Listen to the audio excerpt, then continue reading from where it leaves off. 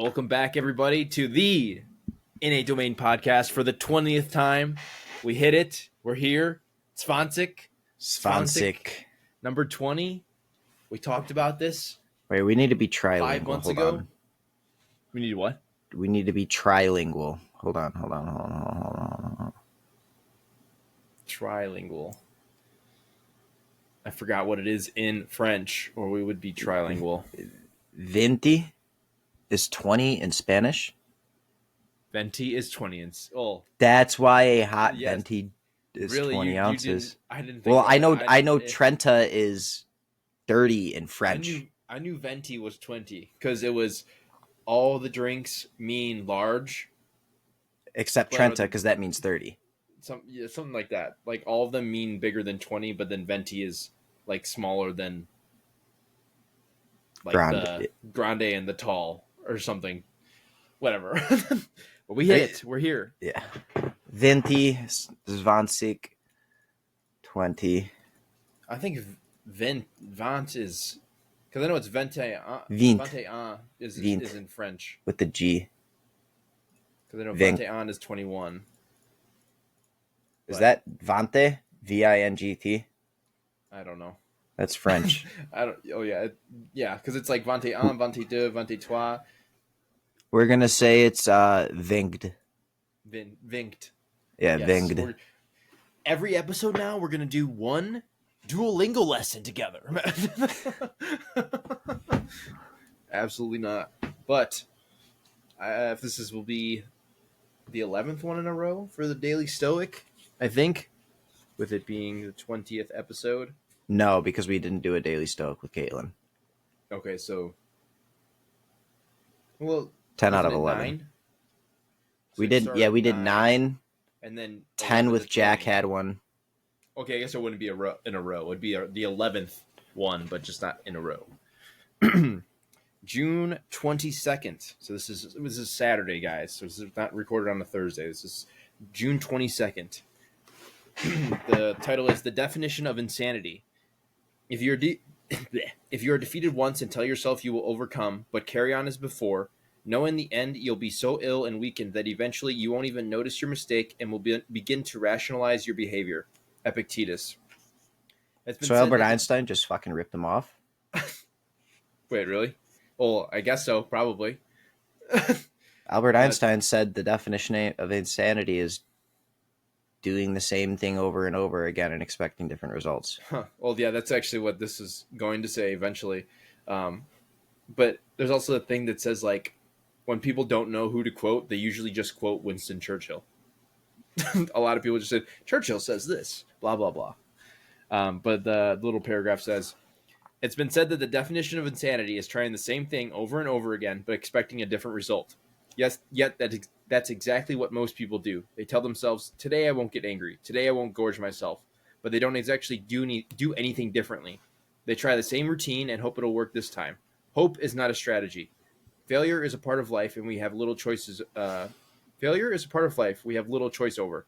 Learning from failure, on the other hand, is optional. We have to choose to learn. We must consciously opt to do things differently, to tweak and change until we actually get the result we're after. But that's hard.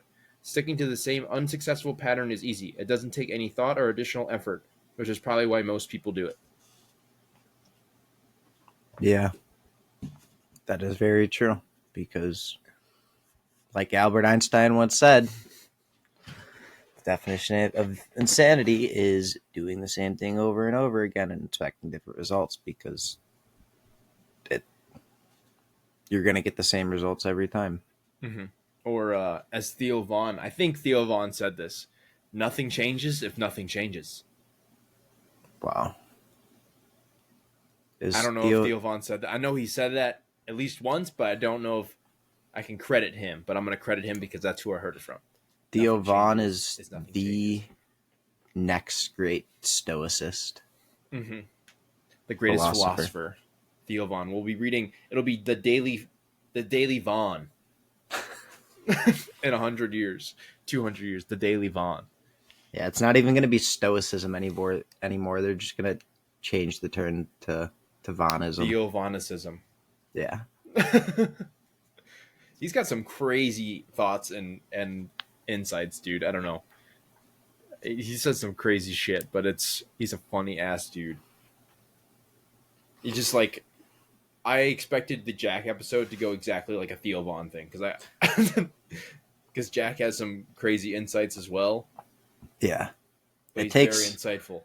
yeah, it takes a special kind of like psychopath to reach that level. So, since it's the 20th episode, we decided to start off with the biggest takeaways that we have from this podcast so far. So we have a 20 good, takeaways from each episode. yeah, we have 20 takeaways from each episode. So there's 400 lines of text here that we're going to go over right now. Just kidding. It's not a laundry list. It's I mean, it's kind of a laundry list, but it's not that many things. Mine But is definitely a laundry list. I got 13. We're going to go over them and then give our thoughts about some of the things. So you can start if you'd like. Do you want me to just go down the entire list? Or Yeah, should we? down. Yeah. I mean, if there's one that you're like, we should talk about this a little bit, then we can, for sure. All right, so my most important takeaways from the last 19 episodes. I have navigate life with an open mind. If you are constantly closed off to outside opinions, you will never grow as a person. Manipulation is everywhere, so manipulate the world to work in your favor. Honing in on discipline is a huge portion of the key to success, and without it, you are setting yourself up for failure. Learning to be rejected is a tool that most people do not have, and it is one of the best to have in your arsenal. You cannot accept everything at face value. Learn to do your own research and don't be afraid to challenge or question the information laid before you. You will become the people you surround yourself with. Social media is a vampire. Read. No matter where you are in life, there is always room for improvement. It's okay to take a break. Take care of your body. We are in unprecedented times across the world. Don't fall victim to deception and pay attention to the things that are hidden from you. And only you can change your outcome. It's a very good list. There's actually a few things on there that I didn't even think to put down, even though I know we've talked about it a lot. And my last one that I didn't write down is the Zoomers are fucked. Indeed, they are. Indeed, they are. Like, I didn't even think to write down, I don't know why, because I preach it a lot about the rejection thing. Yeah. For sure. And it's funny because I literally made this list you texted me that at like, what, 1:35, 1:40? Yeah. And I made this list in like 10 minutes. Just, okay, well, this was good from this podcast. This was good from this podcast. It's just, I mean, there's so many different insights that we could have taken from all these shows.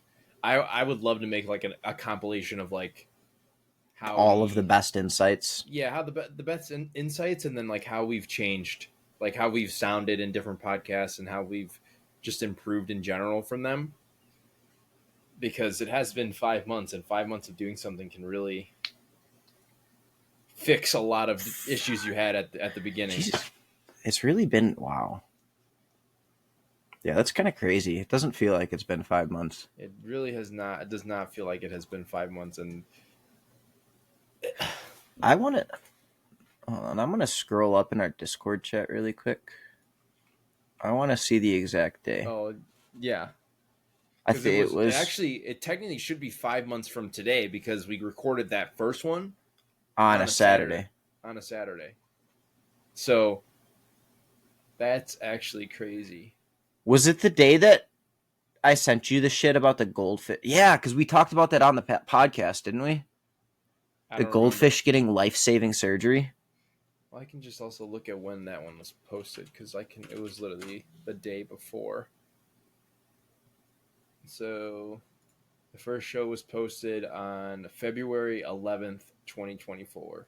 So it was February 10th was when we recorded it for the first time. Yeah, because I see Timo started a call that lasted an hour, February 10th, at 8:30 p.m. And that's when that was the call. Oh yeah, at 8:30 p.m. But that's not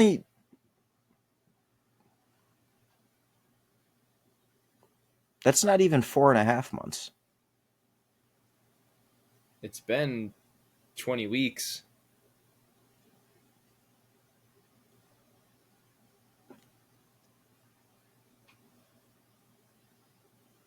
Twenty divided by It's 4 is 5. part of it is the fact that there's 5 weeks in some months, and that's where I'm tripping up because I guess every that every makes sense. month is Yeah. not a Yeah. uniform. Yeah. So interesting. It's crazy, dude. Yeah. All right, I'll go over mine. So I have 3 that are like little paragraphs, and the rest are kind of just lines. So the first one that I started off with was having time with a friend each week is important. Having those moments you can sit down and enjoy a conversation, whether or not it's a podcast or just having coffee with someone, is impactful and important because many people are lonely these days. And building close, what does it say? And building a few close friendships that you can count on 100% is more impactful than having 100 surface level friends. And I feel like, 4 quarters is better than 100 pennies. yep. And it's like, it really has, the podcast has really reshaped my mindset on quality time with friends and family, and knowing as long as I have people that I can trust and that support me and I support them, I'll be okay no matter what. The next one is when you're passionate about something, other people's opinion don't mean a thing. And I said this relates to starting the podcast because in the beginning, the reason it wasn't started was because I was afraid of all the possibilities that could happen, like people not liking it, me being bad at it, and I listed all the negative things that could possibly happen, and that held me back. But once we kind of just started it and posted it, I became super passionate about it, and other people's opinions just stopped Didn't mattering. matter. And then this one also is, of course, related to the podcast as well. It's like the process of creating it. Everything starts out as a simple process, but once it becomes more complex, that's when it becomes difficult to keep up with. We talked about how you can always find better cameras, better microphones, better angles, better lighting. But if you never produce something you never actually produce the thing, like what's the point? So what are Yeah. you focusing on the little things for if you're never going to focus on the big picture in the end? That's kind of how I've been looking at it when I always wanted to record in person because, the lighting's a little bit better. I mean, the mics are the same, but the video is going to be obviously better if we record in person. But if all those things together are going to make it harder for me to post the podcast itself and just maybe not end up posting it, which hasn't happened, thankfully, why would I want to limit myself to that when we can just record it online and I can get it out every week much easier. Yeah. But yeah, it's just like worrying about all the other things rather than worrying about the thing that matters the most. The next one is read to understand, don't read to just complete. So it goes over like quality over quantity. So instead of trying to read a bunch of different things, read a few things and try and understand them rather than trying to just be known for reading as much as possible. Yeah. A lot of things that people are afraid of stem from them not wanting to do the work to keep up. So this kind of has to go along with a lot of our technology episodes and stuff with AI, or just in general, like when you see someone that is putting in that extra work with or without AI, some people just don't want to put in that extra work to be able to keep up with it, because that's really going to be the difference in the future, is being able to use and utilize AI in the workplace. And that's who's going to take your job as someone that is using AI compared to someone that isn't. But then just in general too, some people just don't want to put in the work to be the best. And that's what's holding them back, is just pretty much laziness. Another one is a great amount of our generation's issues stem from social media because of comparison and fear of putting themselves out there and looking stupid. If you compare to things how they are now to how they were 500 years ago, it makes the issues and the things that we complain about more Minuscule. minuscule. And as you go further back in time, the issues get smaller and smaller, because we complain about like a burger or something getting messed up at a fast food They restaurant put pickles on my Whopper. Yep. And when literally like cavemen were fighting off animals, making Woolly campfires, mammoths, yeah. They had to kill yeah, a woolly mammoth to feed their yeah. family for a week. But when we went and did a mobile order at McDonald's, and our food was wrong, it was the end of the world. And then the final one for me was, it's normal to go through seasons or chapters of life where you neglect one thing because something else is more important at the time. And then I wrote down a quote that actually goes along with the idea of the podcast itself, which we talked about, which was trying to understand the world and ourselves a little bit better. But this quote is, "The duty to be alive is the same as the duty to become oneself, to develop into the individual one potentially is," by Eric Fromm. So I see the podcasts as a way to develop each other and ourselves, and to research and further our knowledge on topics that we never knew that we would be interested in, and find greater interest or find greater knowledge in the ones that we are interested in. And I feel like it is our duty in life to become the best person we can possibly become. Yeah. Because I think about this situation a good amount, where it's a hypothetical. It's like you finally pass away and you wake up in a bed, and surrounding you are all the versions of yourself that you could have possibly become. But And you didn't become because you didn't do the work to get there. And that's just something I don't want to have to worry about in the future, because I was lazy or chose the easy road. Yeah. Very, I don't know, dude. It's crazy. It's nostalgic to think about this stuff. Yeah. To think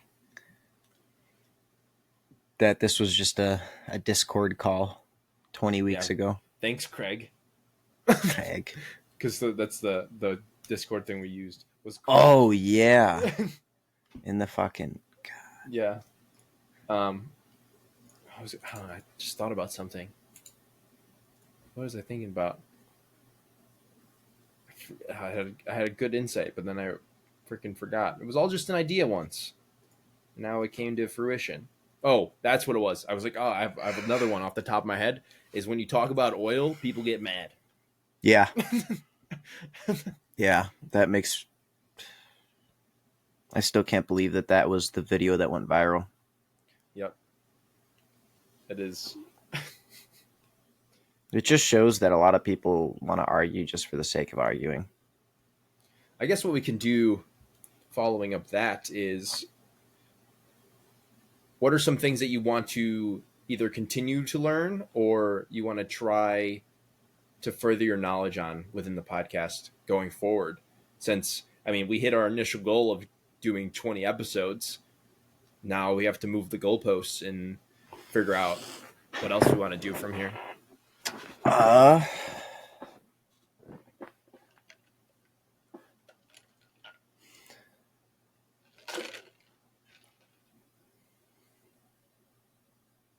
don't know. I feel like one thing I definitely want to do is start learning more about like beneficial niche topics over just like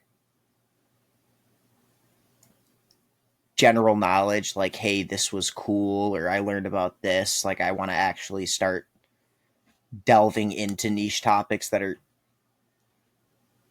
I thought my headphone just turned off. I want to start delving into niche topics that are more beneficial and are like stuff in like the finance world, or like... Mm-hmm.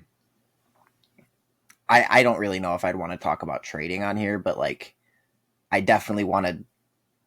I don't know. It's really just been in the top of my mind that I need to start learning fucking options trading again, and I need to start focusing on the stock market more. And but yeah, I definitely want to start making greater improvements. What I mean, honestly, what that sounds like, if you think about like what we've done so far, we've honestly split tested the way that we did this podcast. We did 9 or 8 episodes of doing the niche topic route, and then we did 9 or 8 episodes of doing the whatever we see is interesting for that week and talking about it.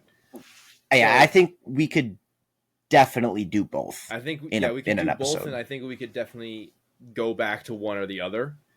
Or it's like, if we want to go over a simple, or not a simple, a niche topic, we take multiple episodes to go over that topic, instead of just making it 1 2-hour episode and try and just go over everything that we could possibly go over in those 2 hours. We talk about this section of it for an hour. Yes, That's the whole podcast. And then we talk about this section about it. That's the whole podcast. Because realistically, if we go about it that way, we're going to learn more. We're going to learn. Obviously, it's multiple weeks of researching these topics. So maybe it's more of like a whole month's worth of shows are diving into this topic that will lead to us being able to go into another topic and stuff. Because, I mean, I do agree, instead of just taking a week to look at something, taking a whole month, like let's say the first week, we go from the 1st of the month to the 30th of the month or whatever. That first week is very basic, super surface level stuff of that topic we go over for the first 2 hours. And then it gets more in depth as the weeks go by. I think that would actually be pretty interesting to go over too. Yeah. And I mean, with like the formatting that though, would we say like, hey, let's do like we did before and say, hey, let's do research on this topic? Yes, we would. We would like, okay, let's come together and feel like, okay, let's go into go into depth about finance. And I mean, obviously finance and stocks are a little bit different within themselves, but let's just use that as a finances. Yeah. First week would be like episode, let's just say 21, finance part 1. Yeah. Blah, blah, and blah. it's like maybe the subtopics that we go into during that day. Then the next week would be finance part 2, subtopics we go into, blah, blah, blah. And those subtopics would probably be reflecting on the knowledge of the first episode and saying, hey, yes, I made it this much deeper into this one, and it would be coming together and almost combining what we learned for the week. Yeah, because then we'd be like, oh, we talked about this during the first episode, so if you guys want to go reference that, we won't talk about it again, but you can go back to the first episode and listen to us talk about that. Yeah. And then we do that for multiple different topics. Because I do understand, I think it would be cool to go into multiple topics just more in depth than just 1 week, because obviously we're not going to talk about the entirety of something in 2 hours. And I do think that could also make the episodes longer, because we're gaining more knowledge on these things over time. Yeah, because one of my problems right now, to be honest, is like, yes, I can find a lot each week for the podcast, but I also at the same time don't really know where to look. And I feel like at the times that we do have set topics, I do get a lot deeper into my research, because it's not just you can look up like something specific. You're not just like scrolling and hoping I see something cool. Yeah. No, I definitely agree. It's a lot easier to find that research on certain topics when you have that idea of like what we're going to go into. Like, for example, I told Neela yesterday, or was it this morning, that we've obviously talked about productivity randomly throughout a bunch of different podcasts. But when someone brings up productivity, I feel like I can talk about that forever. Yeah. So I feel like that would be, obviously we've already talked about that a little bit in one of the episodes, but I feel like that's a topic that I would want to go into in depth for a whole month to be able to kind of really learn and understand it. Yeah. But yeah, like I definitely agree with you that it's much easier to have a topic to look up and find information on. I know one of the things you were worried about with that was like, okay, we're not experts on this topic, we shouldn't be talking on it. But at the same time, I feel like us doing that research, and especially if it's spanning over a month, we're not going to become experts on the topic, but we're probably going to have a pretty firm grasp on what we're learning, and it's going to be expanding our knowledge on that topic, and that's what the goal of it is, I feel like. Yeah. It's actually interesting, because that reminds me of, I was listening to another podcast, and that podcast was about relationships or something. And this guy was like, well, I don't necessarily feel these three guys were on this podcast together. This is him. This one guy was telling him a story about it. And he was pretty much saying that they weren't all sure if they were credible enough to be speaking about relationships, because one guy has been through 2 divorces and he's married now. The other guy has never been in a relationship. And then the other guy was, he's in like a short-term relationship or something. He hasn't been in it for that long, but they're all giving relationship advice. So it's like, it doesn't matter what your experience is, as long as you have experience somehow. And it's Everyone's you're going to just be basing giving. it off your experience. Yes, everyone has experience, and everyone can teach somebody something. So that actually, obviously, there is more credibility. Like, just because you were, like, I mean, in that sense, just because you're in two marriages doesn't mean you know what you're talking about. Same thing with the gym. Just because you're massive doesn't necessarily know you know the scientific terms of this and that. But you still, obviously, you should go with one of the things that you said earlier that you learned was like you shouldn't take stuff for face value. You still should do your research. And But that's exactly like if we yeah, say something on the podcast, go if you don't believe us, go fucking look it up. Say, hey, this is wrong. And as intelligent people, we will probably look into that and say, okay, you know what? Maybe you're right. mm-hmm, We were wrong on this topic. Thank you for clarifying. It's not going to mm-hmm. be something that we get angry over. Yeah, that's going to make us better as learners and podcasters, so we can make sure our information is credible and Credible. relevant.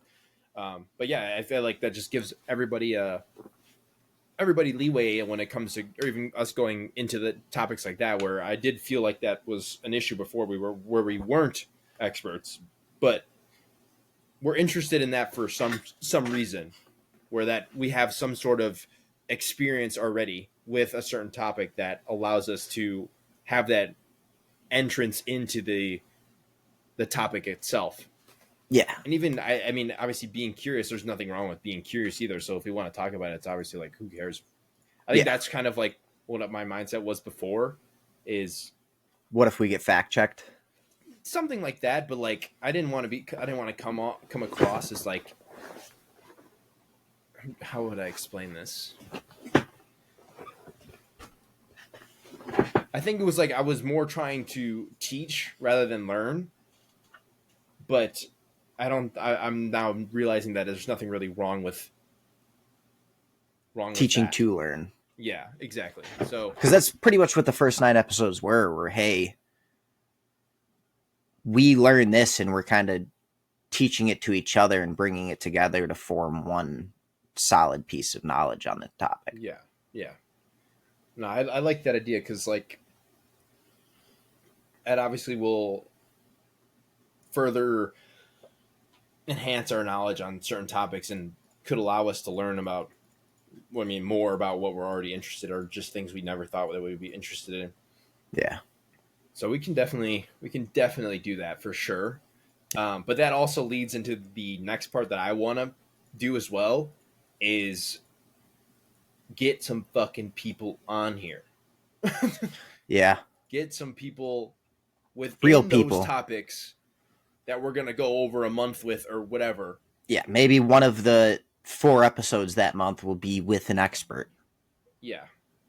That would be, honestly, that would be interesting to do, like 3 episodes of learning about it, and then the last episode with someone that's knowledgeable in it, so that we And have the have them knowledge. just challenge our ideas and say, all right, you're wrong here. This is what you should be thinking. And Yeah. So that would yeah, be, I think definitely finding a better way to format the show, and then on top of like what we were saying before, maybe going back to our old view, looking up a singular topic and going over that, and then on top of that, getting experts on those topics to teach us more about it. all these Like that's all these revelations right now are because our biggest fan told us that we fell off. who, Julian? No, well, one of our biggest Oh, you. fans, Oh, yeah, Isabella.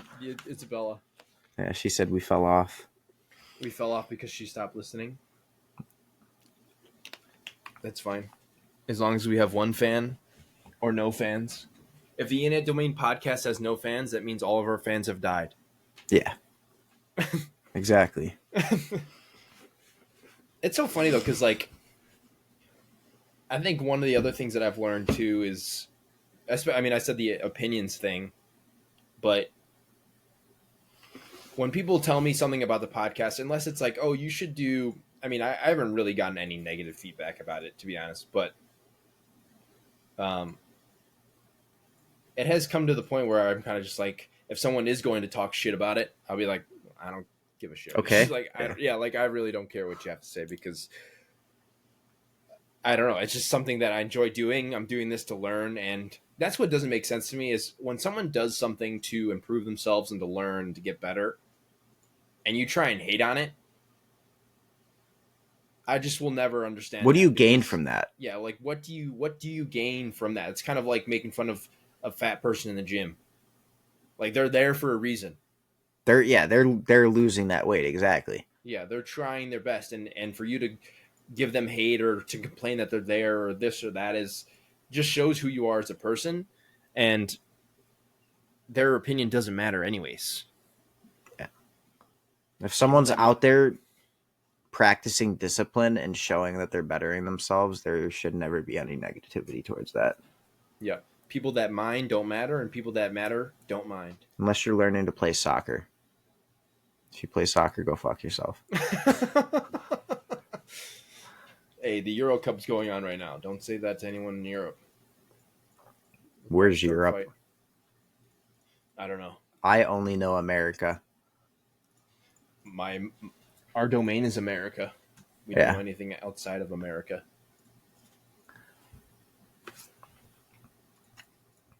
Man, I really don't know what to swing into after that half an hour of talk. That was I mean, I can go into I wrote down something that was supposed to be in one of the things that I've learned. I mean, okay, I literally just said productivity because I could talk about productivity, but I wrote down something that's related to productivity that I thought was interesting. So I can just go into that. So the topic is actually called deliberate deoptimization, and it says it's purposely letting areas which could be dialed in further to fall to the wayside in order to give your brain capacity to focus on the ones that really matter. Instead of focusing on, it says it's focusing on your pounds and not everyone else's pennies.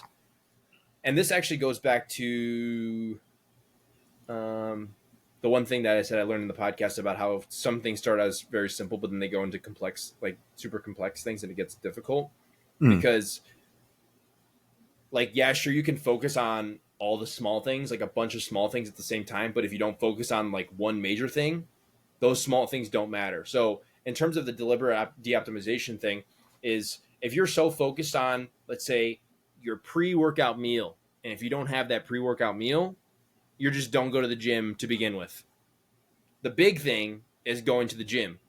So if you're so focused on the small thing that it doesn't end up letting you do the bigger thing, then what's the point of the small thing what's at the all? point of the small thing at all? So it's like trying to get your mindset to be like, yes, there may be all these little things that I want to do, but if those are going to take away from the 5 values and major things that I want to do in life, there's no point in doing them at all because it takes away from that brain capacity to actually focus on the most important things.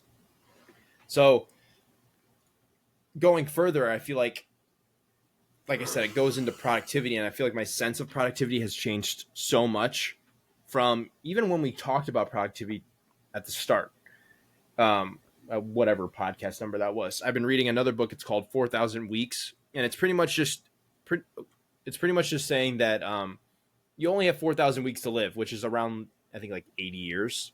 About, yeah. Yeah. So you only have so much time in a day to do things, or so much time in life to do things. So focusing on all the major things instead of doing so many different things at once is going to lead you to having a more fulfilling life, and trying to do more and more and more and more and more, and never having time to really focus on your family, your health, your hobbies, stuff like that. That's kind of why I've kind of led into the idea of, it's called slow productivity. I don't know if I've probably brought this up a little bit before, but it's by working on less, you can do more. So instead of focusing on, let's say you're focusing on 5 things right now, and you focus on, let's just say I'm going to do 3 instead, and you focus on those 3 things and take the time that you were focusing on those 2 extra things and put it into the 3 things, you're probably going to accomplish more than you ever would have if you were trying to do those 5 things at once.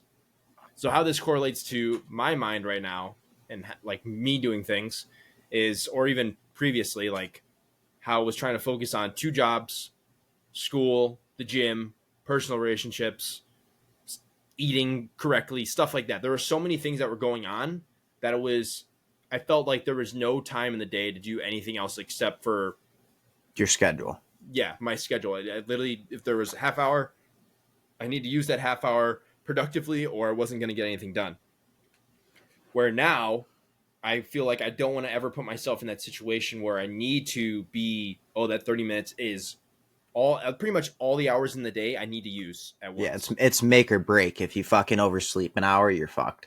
Yeah, I'm more trying to take a step back, and this kind of, I mean, this is heavily correlated with school, because I really want to get it done. I want to get it done as fast as possible, but I know by doing that it's going to put a lot of stress on myself, because I'm going to take more classes in a semester than I would if I was like, okay, I'll just graduate in 3 years, whatever, just Yeah. go at my own pace.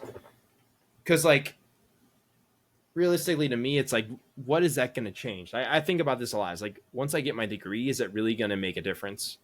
Like, maybe, like, it might make a difference, but See, is it going to that's make me any different than I am now? that's something that terrifies me with school too. Is like I've been thinking about school a lot recently, actually. Mm-hmm. But one of the things that scares me is the fact of I would be like that, where like I'd be like, okay, I want to get it done as fast as possible, and I'd probably over overschedule myself, I guess, and I'd try to get as many classes in as possible, and then I'd get overwhelmed and burnt out and Mm-hmm. just give up. And Yeah. I feel like that could also be, or that could be a strong possibility. And also, it scares me to think about the fact that there's so many people in this country that have gone to college and have a college education and a college degree and are still working at a place like fucking McDonald's or Starbucks. Mm-hmm. I mean, you look at fucking, I'm not going to say her name, but she just recently got a job in her field and she's had her master's degree for how long? Mm-hmm. And it's like, it shows like you could be, I mean, how many people in this world have a fucking master's? Like, I'd say probably under 10%, I'd guess. Mm-hmm. And she still struggled a bit to find work in the field that she wanted. And that scares me. Yeah, I feel like over time there has been like a diminishing return when it comes back to school, and that's why obviously trying to do it as little cost as possible is the goal, because if you can get it for nothing or close to nothing, then obviously you should. There's not really a downside to That's, that. I want But to if you're find going to like be, good, cheap online courses. yeah, because like if you're going to put in, I mean, some schools are minimum 40K, and there's schools that are more than that. You're going to put in 160K, get 160K in debt, and then come out and not get a job.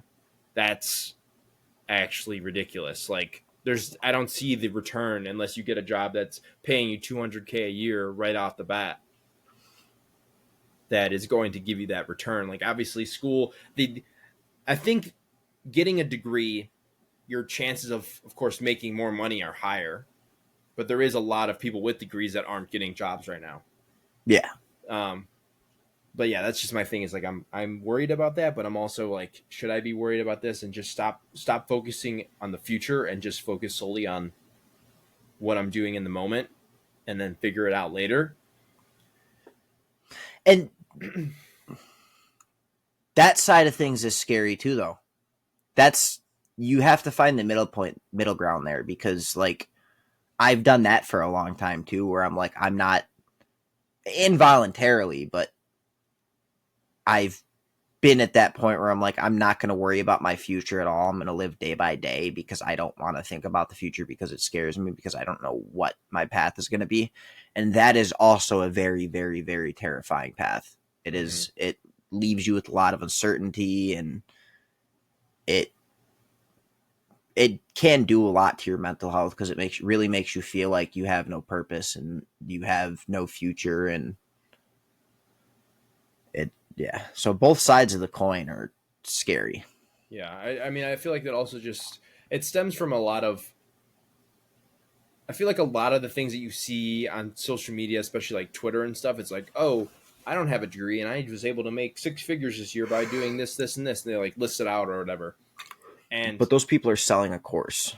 exactly, it's a lot of I don't know. It's very interesting because who know you don't exactly know who's making it when they're telling you they're making it or not without a degree or whatever it is. But then it's also believing that is the grass really greener on the other side? Like getting a degree, and yes, maybe it will be on the other side, or maybe vice versa. Like maybe not getting a degree will lead you onto the path worse than where you are now if you were to get one. So it is that feeling of uncertainty, the feeling of like, oh, these people did it, so I should be able to do it, which is a good mindset because you should be able to think you're able to do anything, but you have to also recognize that there is that chance that it doesn't work out for you. But like, it's more of like, I'm not sure how you would not think about that, because the idea would be to not think about that and just to focus on something for a long period of time and just have an idea of like, I'm going to make it. I'm going to make it. I'm going to make it. I don't care what anyone says. I'm going to make it, but then not focus on the chance that you don't.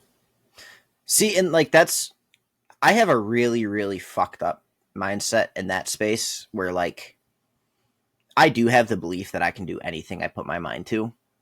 But what I struggle with is finding the path to do those things. Like I know if I'm shown the path I need to take, I can follow that path 100% of the time and do anything. But I struggle to find the paths I should take, and I struggle to decide which one or which paths are the right paths to be following. Mm-hmm. I think that's just the idea of like, I don't think obviously there is a better path or a more optimized path, but it's just everyone has their own path. Taking any path, because you'll learn something from whichever way you go. You take the yellow brick road, and it could lead you to despair, but that despair is going to teach you something that will take you back on the right path. Win or learn. Win or learn. That's another one. That's another one that I didn't write down. Yeah, that's another one. But I do agree that it's like the idea of finding that thing that you want to willingly be like, I'm dropping everything and going to do this. And if it doesn't work out, it doesn't work out.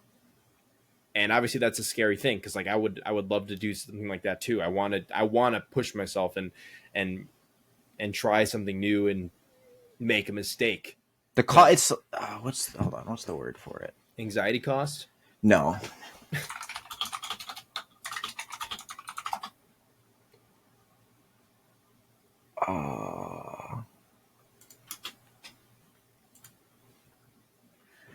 So I'm using this term in a different way than it's usually used, but it's l'appel du vide. It's a French term, which means call of the void. Okay. And usually we talked about this like 2 weeks ago, where like when you're driving on the highway and you just feel like turning into the wall and seeing what would happen.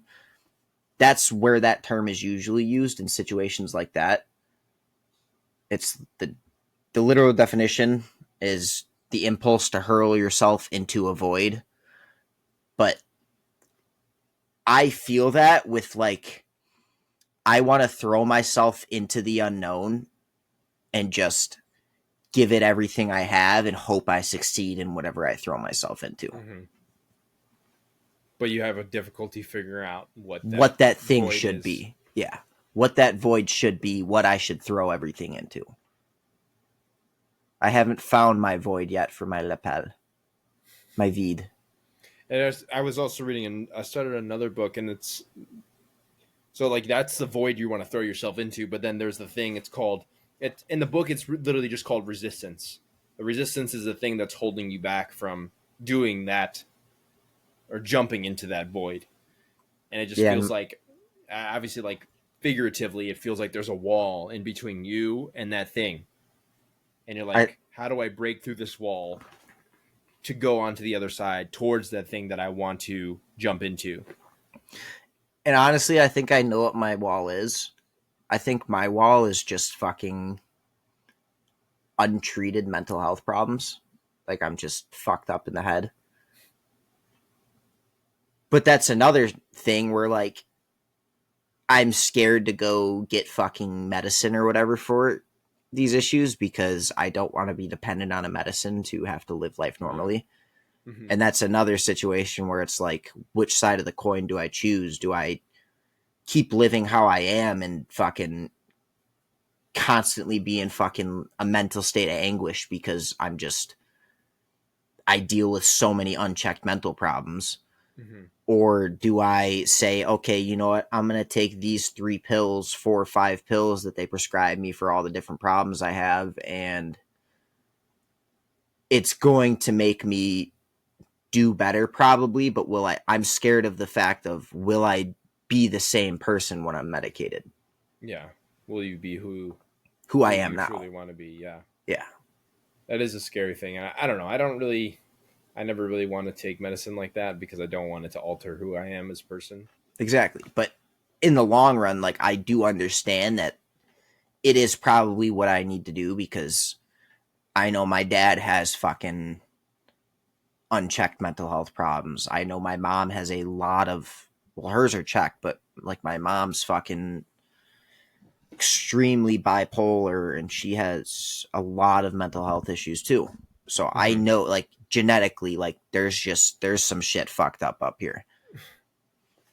So I know I probably need that extra step to really get me going, but it's hard to take that step because the outcome could be unfavorable. Mm-hmm. I don't know. I'm just. Like, I. this is a battle I have in my head almost every single day where I'm like, fuck, like, I'm having these thoughts, like, or I can't, it's either I'm having these thoughts or I can't garner my thoughts whatsoever and I'm just scatterbrain. Mm-hmm. And it's like, I know I need to take medicine to fix these problems, but I really just don't want to. Mm-hmm. I mean, in But the end, I feel like you should just listen to your gut, and if you truly don't want to, I don't know if you just should force yourself to do that, because obviously it's a little different than like me forcing myself to like quit my job and go try something else. I mean, it's kind of the same concept, but like it's definitely it, different in that sense. yeah, there's a lot heavier weight when it's something like fucking going and getting prescribed the fucking Yeah, SSRI inhibitor or yeah, fucking exactly. an amphetamine for fucking ADHD or Mm-hmm. the scales tip a lot more in those situations because you don't know what the outcome could be. Mm-hmm. And that's, I mean, that's the whole thing right now is what is the outcome? What do we like? No matter what we do, what will that outcome be? Yeah, And my biggest fear is like if I quit my job and go try something else, you're going to be less comfortable. yes, I'm not going to have my path to school is going to be a little bit different. It's going to be a little bit more expensive. I'm going to be out of a job. Well, I mean, obviously, I would think I would be smart about it. I would obviously try and line something up first, but But that's at the same time, you're going to try to line something up first, delays the process and says, hey, like, I'm until comfortable here. I have a landing pad, so I don't need to yeah, look yet. I don't need to look yet. And then 2 weeks later, I don't need to look yet. Because I've been doing the same thing with work where, like, I keep telling myself that I want to leave and I can't leave until I have something else lined up. But I haven't really been putting in the effort to line something else up mm-hmm. because I have the safety net. Yeah, it's like we're putting on, or it's just all these boxes that we have to check until it's the right time. But then realistically, if you're just like, yep, that's it, you're putting yourself in that situation where you need to figure something out then and Yeah. there. Whereas, yeah, if you just quit your job on the spot, you're, if you don't have a rainy day fund, like, it's going to light a fire under your ass because you got bills to pay, you have shit you need to pay for, and it's going to Mm-hmm. create that drive to survive, that primal instinct.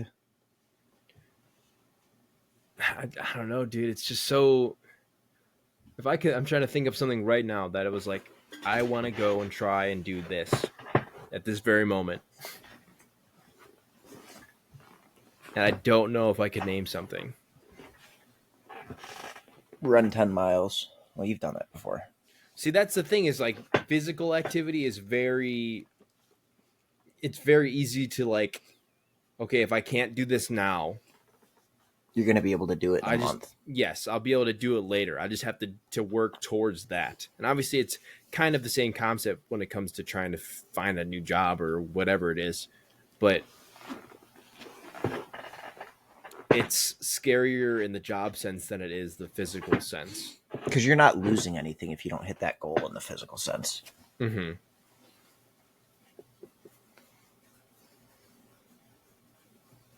Because I think I think one big thing, this is not more of like a job thing, but obviously it would make me change my outcome, I guess, change my path, would be to just move out. Yeah. I think moving out in general would change a lot of things. Change your environment, put you in a, try and find a different job somewhere else or whatever it is. Right. Yeah, because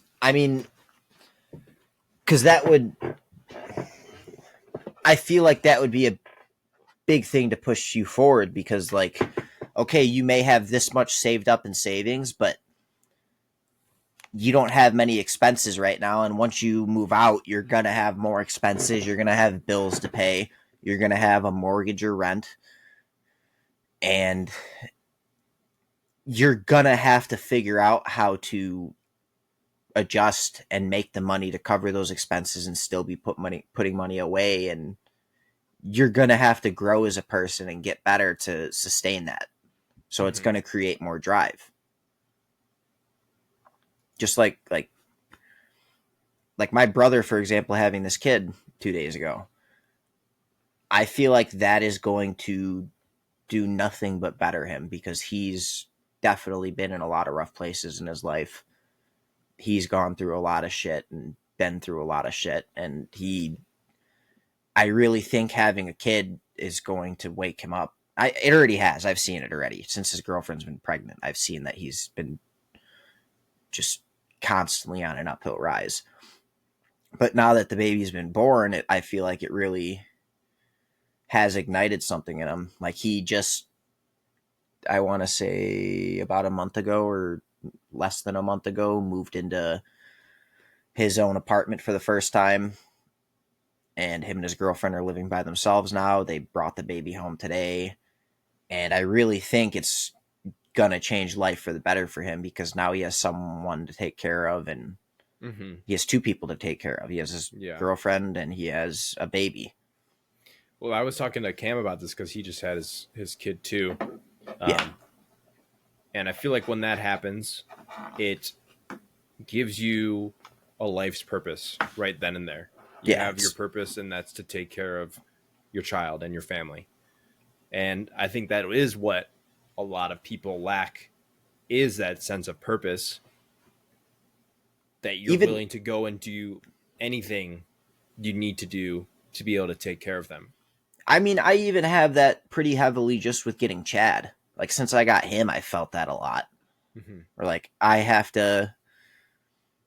can't go out and hang out with people until 2 a.m. because I have a dog at home I need to go take care of. Or even yesterday, like, fucking,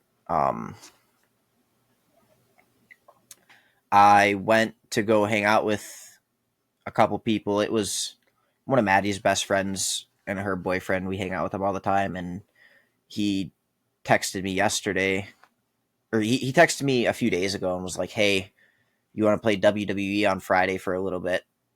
Come over and play fucking 2K24 WWE. And I also had other people say, hey, let's go out on Friday. And I couldn't go out with the group on Friday because that was going to leave me out until like probably midnight or 1 a.m. And I went and played like 2 matches at WWE. And then at like 10:15 or 10:30, I'm like, all right, I need to get home now. Chad's at home. I need to go take care of him. He's been home alone since 6:30 or 7. Yeah.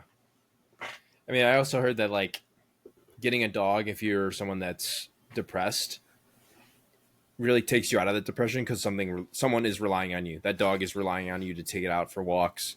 If you're not like if you're just kind of sitting in bed and not doing anything, that dog needs to go outside, and it forces you to get up and do things and take care of it and go to the bed and spend money. You need to make money so you can take care of your dog and stuff. So, I mean, Yeah. realistically, you're what is that? I mean, you are split testing by getting a dog. You're preparing yourself for a child in a way because you have to take care of it. Yeah. And I mean, I would never in my life fucking, even for myself, get up at 6 in the morning and go piss unless I was about to go piss the bed. mm-hmm, And now I up at fucking 6 a.m. downstairs, fucking eating a bowl of cereal while Chad's outside at least 2 or 3 times a week. mm-hmm, He like just honestly just having him has made it easier to wake up in the morning because I know how to.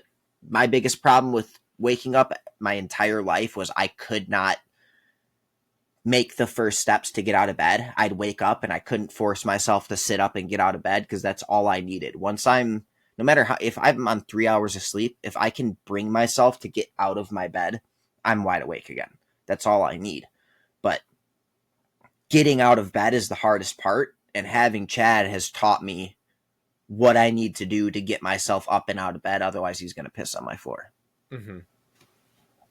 So it's just really finding. I mean, like going and I mean, comparing it to moving out or whatever. It is a good comparison because you're forcing yourself to have that responsibility to make sure ends meet. Yeah. And I mean, I don't know, just. But then it's also like, if you're gonna move out, you shouldn't be stupid about it as well. Like, you should find something that's relatively feasible. Yeah, And you find a shouldn't. job and stuff. But Yeah, and if you have a good relationship with your parents and they have no problem with you living at home, you really should milk that as long as you can. Not milk it, but there's also another side of that where it's what is it called? It's like irreversible action or irreversible regret or something, or reversible regret. So it's like if you are living with your parents, you know that even if you go and move somewhere and it fucking sucks, your job you can move sucks, back in. it's a reversible, you can move back in. Yeah. I mean, So me and my dad lived with my grandparents until I was 8.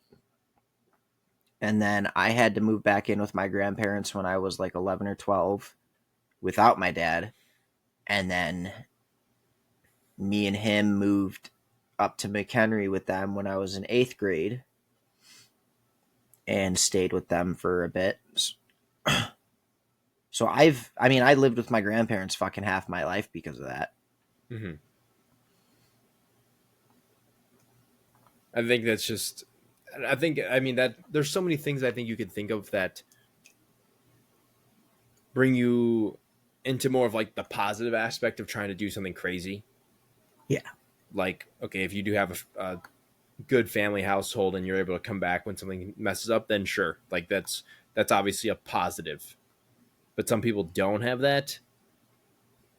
But I also heard this thing of let's just say you go and move out and you do something like you're thinking about moving out, and let's say it's a not very smart decision to do. The quote was, "If you're going to do something stupid, at least be smart about it." Yeah. So it's like if you're going to go do something stupid and move out to a place that you don't have any connections with, there's nobody there, you don't have any friends, you don't have a Make job. sure your rent is under a quarter of your month's salary. Yeah. There's a lot of boxes you do have to check, but it's like that resistance though, man. What's going to push you to actually break the resistance? Do that, or what is that thing that's going to make you feel like it's worth it to go put yourself in this unknown situation? Yeah. I don't know though. That's something we're still trying to figure out.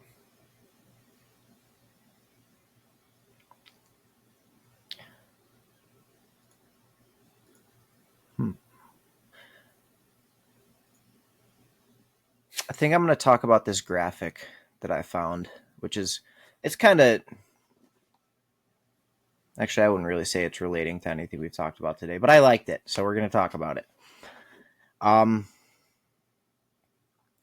So it's I don't know who this is from or who made this. I just found it and was like, yeah, you know what? That's really good. It's called the 80-20 principle. Have you ever heard of it? Yeah. This talks about it in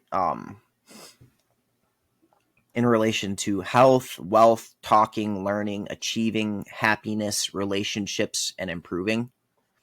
So for health, it says your health comes from 80% eating and 20% exercising. Your wealth comes from 80% of your habits and 20%, or it's compromised. Okay, compromised was the word I was trying to think of earlier, and I'm like, no, that's not the right word. So your wealth is comprised of 80% of your habits and 20% math. Talking should be 80% listening and 20% speaking. Learning should be 80% understanding and 20% reading. Achieving should be 80% doing and 20% dreaming. Happiness should be 80% purpose and 20% fun. Relationship should be 80% giving, 20% receiving. And improving should be 80% persistence and 20% ideas. And if you prioritize the 80%, the rest will fall into place. I wouldn't necessarily 100% follow this on every one of these rules, but I do think it is a good baseline to think about. Which one wouldn't you follow?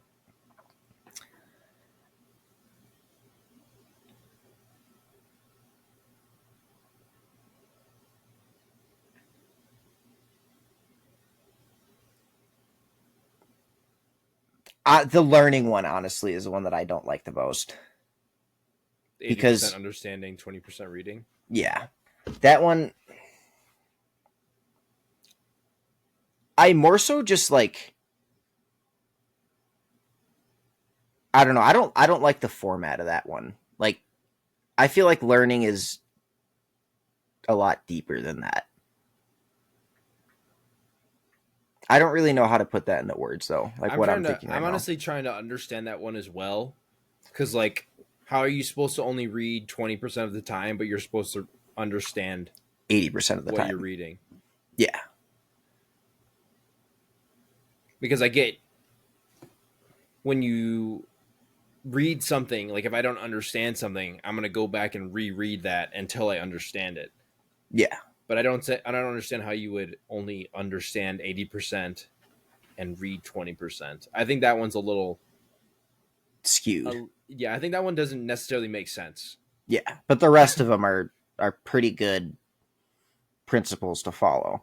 Mm-hmm. What was the dreaming one, or the one that said dreaming?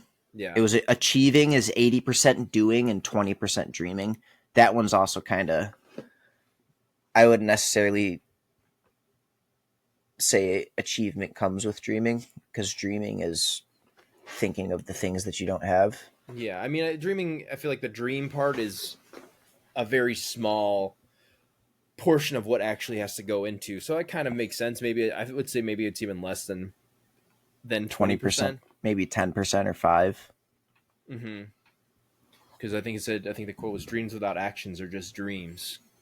So yeah, obviously you need to have a dream to be able to take action towards that dream. So that's where the achieving part comes in, or whatever, where you have to actually go do something. Yeah.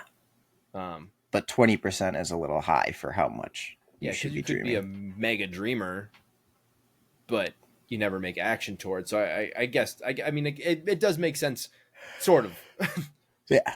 It's just I think the dream part is it's not I mean I think all these aren't necessarily set in stone. Like this is obviously 20% of your thoughts and stuff have to be dreams. Yeah. Where like some people might be 30%. And it's kind of hard to put a number on a lot of these things. Yeah. Because like I feel like people only have like a few dreams. Like I feel like surface level dreams, it's like I want to be wealthy. I want to have, I don't know, big house. I want to have a nice job. And some people's dreams, that's it. Those are 3 dreams compared to all the other thoughts in your mind. And then compared to all the actions they have to make to be able to get to those. Yeah. Laundry list, long depth, a very in-depth thing that you would have to go through. Yeah. Hmm. Another really interesting thing that I found that this is something that I like when I was growing up. Like I'd ask my grandparents or my dad like what they'd do if they'd win the lottery, or they'd just be talking about it. And my grandpa would always be like, I'd put it all into treasury bonds and live off the interest. And I was always like, why would you do that? But as I've gotten older, I've realized how good of an idea that is if you have the money to do it. Because I found this guy that broke it down, and he said, what's the amount to retire early, live comfortably, and never have to work again? And he says it's $5 million, because if you put at the current U.S. Treasury rates, if you put $5 million principal into the treasury bonds, you can withdraw over $200,000 a year in interest forever. Yeah. And as much as you'd want to say, like, if I have $5 million, I want to have a nice car, and I want to be taking vacations, and I want to have a multi-million-dollar house, you don't really need all of that. And imagine being able to just live comfortably for the rest of your life without working, and be able to withdraw $200,000 a year without doing anything. Yeah, you can still have a nice house. You can still have a pretty nice car. You can take vacations whenever you want, and you never have to work another day in your life. That's crazy, dude. It's insane to me that $5 million is all you really truly need for that. Mm-hmm. Like, you think about what you're living off of right now. Obviously, you're not like paying rent or whatever, insurance and stuff, but still, we're getting by. We're getting by with that right now. Yeah, we're making probably what, anywhere between 28 and 41,000 a year, I'd say. Well, 41 would be if we're working 40 hours a week. Yeah. So we're probably making, I want to say 30 to 35. I think that's before tax too, though. So we're probably bringing home 28 to 32 a year. Mm-hmm. So imagine that 10 times over, and you never have to work another day in your life. Yep. You just got to get a $5 million principal. Yeah. But yeah, that's just nuts, dude, because you would literally not have to work. You just live off the $200K. I mean, it's going to take some discipline, some willpower, but like, that's just also an unfathomable amount of money. And it's passive income. And like, when you think about it, like, if you could find that $5 million baseline, it's not like you have to just spend all that money on cost of living. You could live frugally off of $100,000 a year very easily, I feel, and then that other $100,000 is investment money for you to play with for the rest of the year, and you can make more money off of that. Or it's like, maybe you do want to go work at some coffee shop or something on the side because you just enjoy it. Yeah. I feel like when you go and work somewhere simply because it's like, to kill time, I don't really need this, I just have some extra time. Yeah. You might as well do that, and then you have that extra money on top of that. So I think that's very interesting to think about how you could live off of $5 million. Yeah. And like, honestly, I think I would be comfortable with that. As much as I say, like, I want to have extreme wealth, like, I would be really happy with that situation. Just $200,000 a year for the rest of my life. Obviously, you'd have to account for inflation and shit, and you may run out because of inflation, but I feel like if you're smart with that 200,000 you're pulling out every year, you can do pretty well. Mm-hmm. I think that's just so much money that people will never touch. Like, literally, only 2%. 2% of America has a net worth of $5 million or more. Yeah, that's insane. That's like the top half, like the top six. I guess it's like the top six earners in the U.S. make up more than anybody in like the middle to bottom class, which is just fucking crazy to think. But even that top 2% is just still a ridiculous amount of money that no one could even think about understanding how to use or utilize or blah blah blah. We should start emailing big billionaires every day and say, hey, we're trying to do a social project to see if someone could actually live off of the treasury bond interest for the rest of their life. Can you send us $5 million so we can complete this experiment and see if they'll sponsor us? Because that's pocket change to them. Or we, I guess we could do that. I was gonna say, or we cold email people like that and ask them to come on the show and talk to them about how they made their money. Yeah.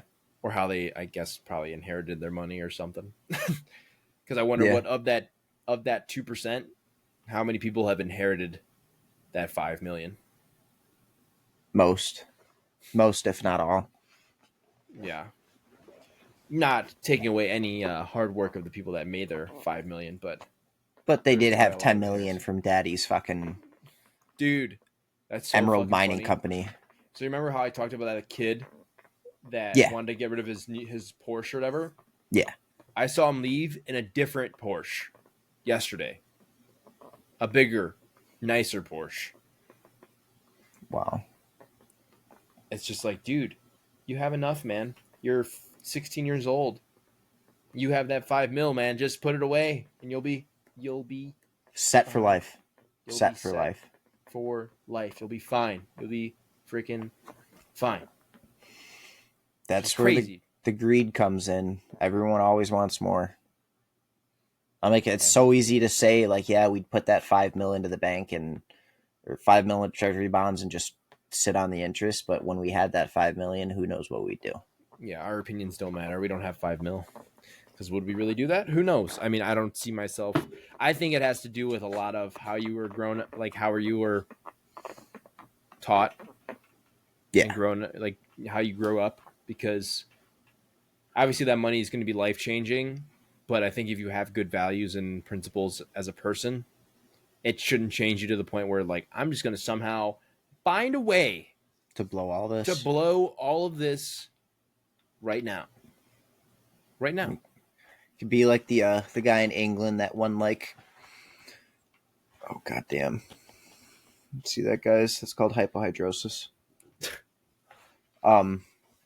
Hey, you could be like that guy that was a garbage truck driver in like England and fucking won like 8 million Great British pounds or whatever euros, and he spent it all on like fucking cars and drugs and fucking prostitutes, and he was a garbage truck driver like 6 years later again already. That's crazy, dude. I think if I had that money right now, one, I don't think I would want anybody to know. No. Because they'd all hound you. Hey, I need money for this. Hey, I need money for that. Even when my dad got his fucking shoulder settlement, that was like $200,000 because he lost, like, they said 90% of the use of his right arm. So he got like a $200,000 settlement for that. And even then, like, it wasn't anything like huge, and like no one was trying to take advantage of my dad. But even then, like my uncle was like, hey, I need $4,000 for a down payment on this house. Can I have it? So imagine how much that would be amplified when you have 5 million. Mm-hmm. I just think I would pay off all my family's whatever we have to pay off, house, cars. And I think I would still, I mean, no, actually I probably wouldn't still live at home. I think I would probably go get my own place. But you buy something modest. You don't go buy a $3 million house. Yeah, I would buy what I need. You're not going to go out to fucking Winnetka and buy the fucking Home Alone house. You're going to not a chance. Buy a $200,000 house cash. Unless you can get like a sub 3 or sub 5% interest rate, then I say you mortgage it for at least some, because you make money back. Yeah, why put all your capital into one place? Why put all your eggs in one basket? That is something that I've seen that I think is a feasible argument with real estate is, you shouldn't, if you have the money to buy a house cash, why don't you reinvest that money and sit on the mortgage? Because if you say you're paying 3% on that fucking $250,000-$300,000 mortgage, yeah, you're paying 3%. But what if you take that 250,000 that you were going to pay cash for the house on and reinvest it, and you're making a 10% return yearly? Mm-hmm. That covers your fucking interest rate plus 7%. Mm-hmm. It's also like, I mean, very basic sense. It's like when people go in and pay for a phone, like an iPhone, straight up cash for like 1,500 or 1,700 bucks, when you can finance it for 0%. Yeah. And it's like, if you're going to pay it off in 2 years anyways, you have that money, just reinvest that 1,700 bucks that you would have dropped initially, and in 2 years you're going to have, I mean, 10% return. I mean, it's not a lot, but It's more than you would have had just yeah, spending it. it's almost the price of the phone. So it's like, I don't know, I feel like basic decisions like that, people just don't really, I mean, obviously real estate's a little bit more in depth, but basic decisions like that, They don't think. they don't think about it.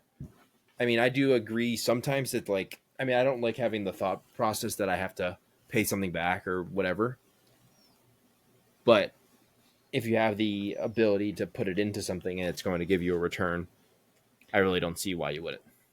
That there is honestly the only reason I have a PC, because I didn't have the money to buy it cash, but I was looking at them, and on Best Buy they had a bunch of PCs that were like 25% off, and Best Buy had the Best Buy credit card, and it was like, if you buy something on this card and you pay it off within 24 months, there's 0% APR. So I bought Yeah, the PC yeah. on the credit card. I paid, I think it was like 900.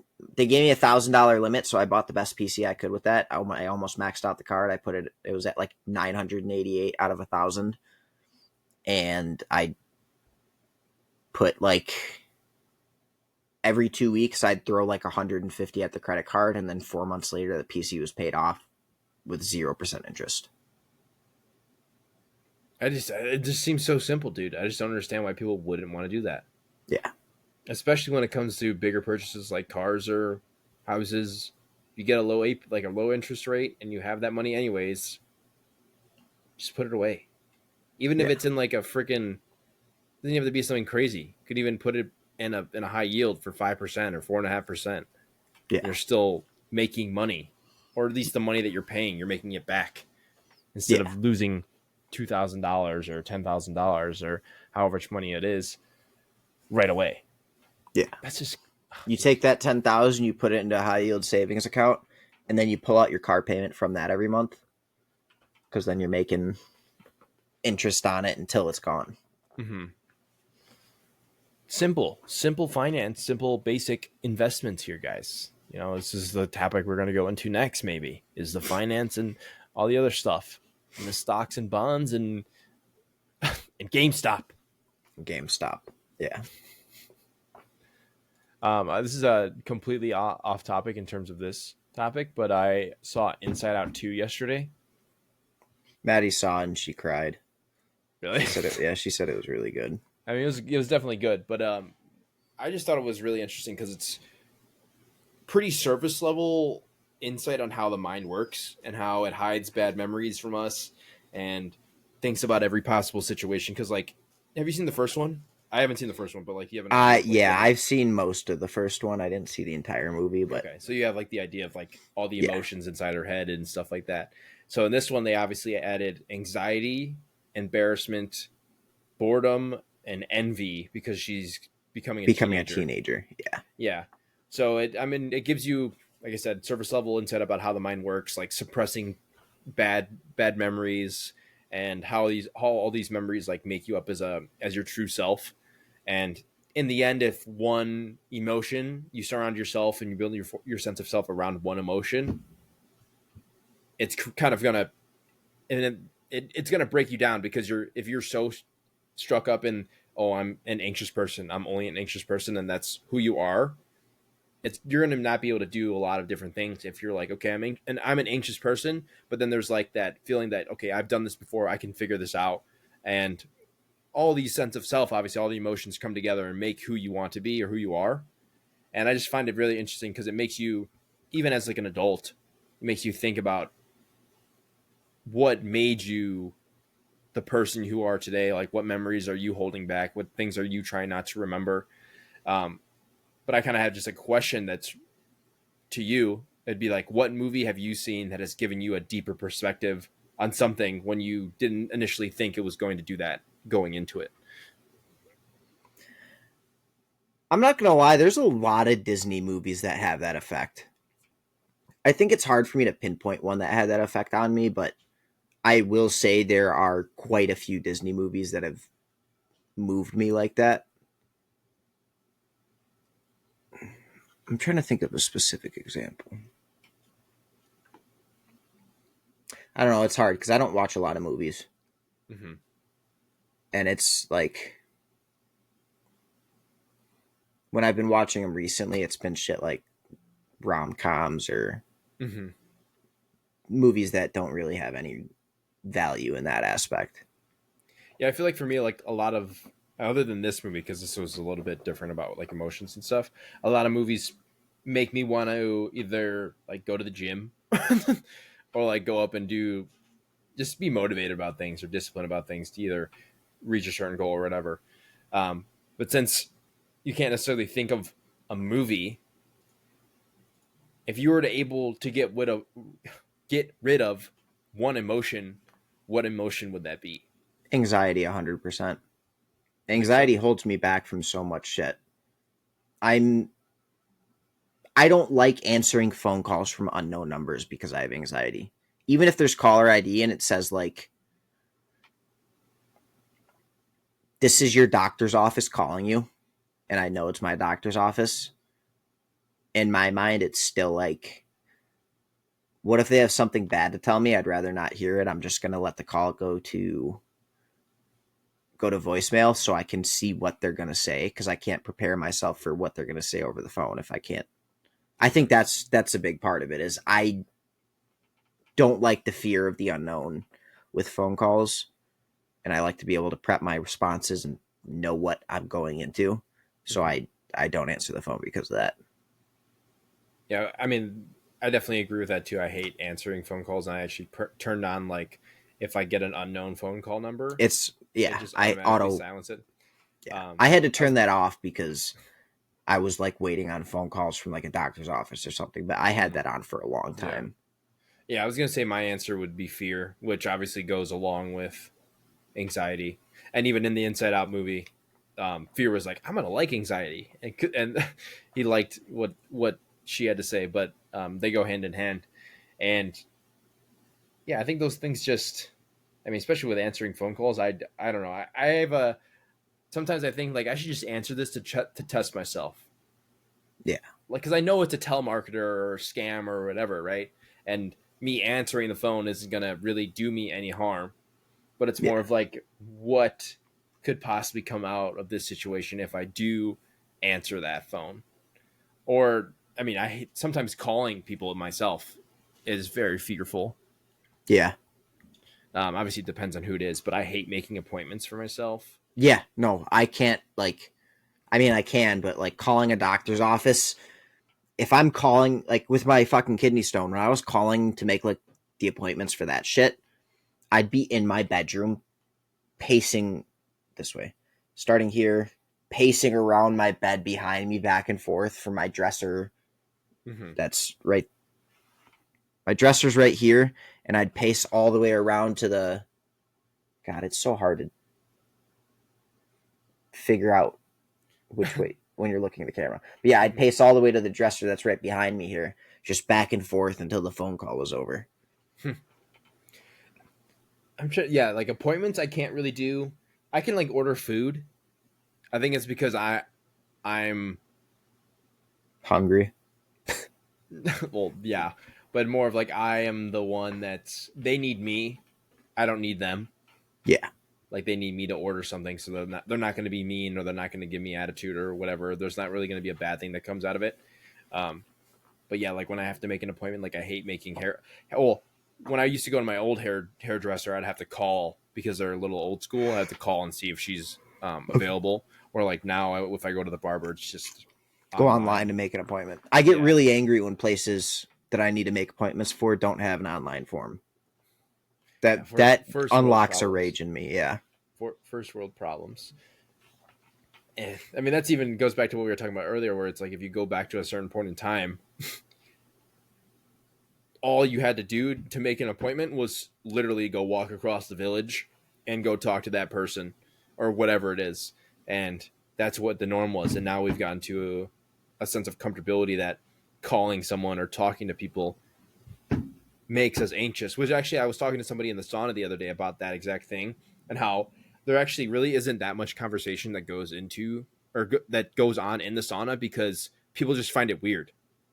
Yeah, you're half Like, naked, so people don't want to talk. yeah, like people find it weird. Like if I mean, obviously you have to go about it the right way. If like a dude was to just talk to a girl in like the sauna, or just even a dude talking to another dude, like some people just think it's odd Uh, yeah. to talk, right? You know what I think is odd in the sauna?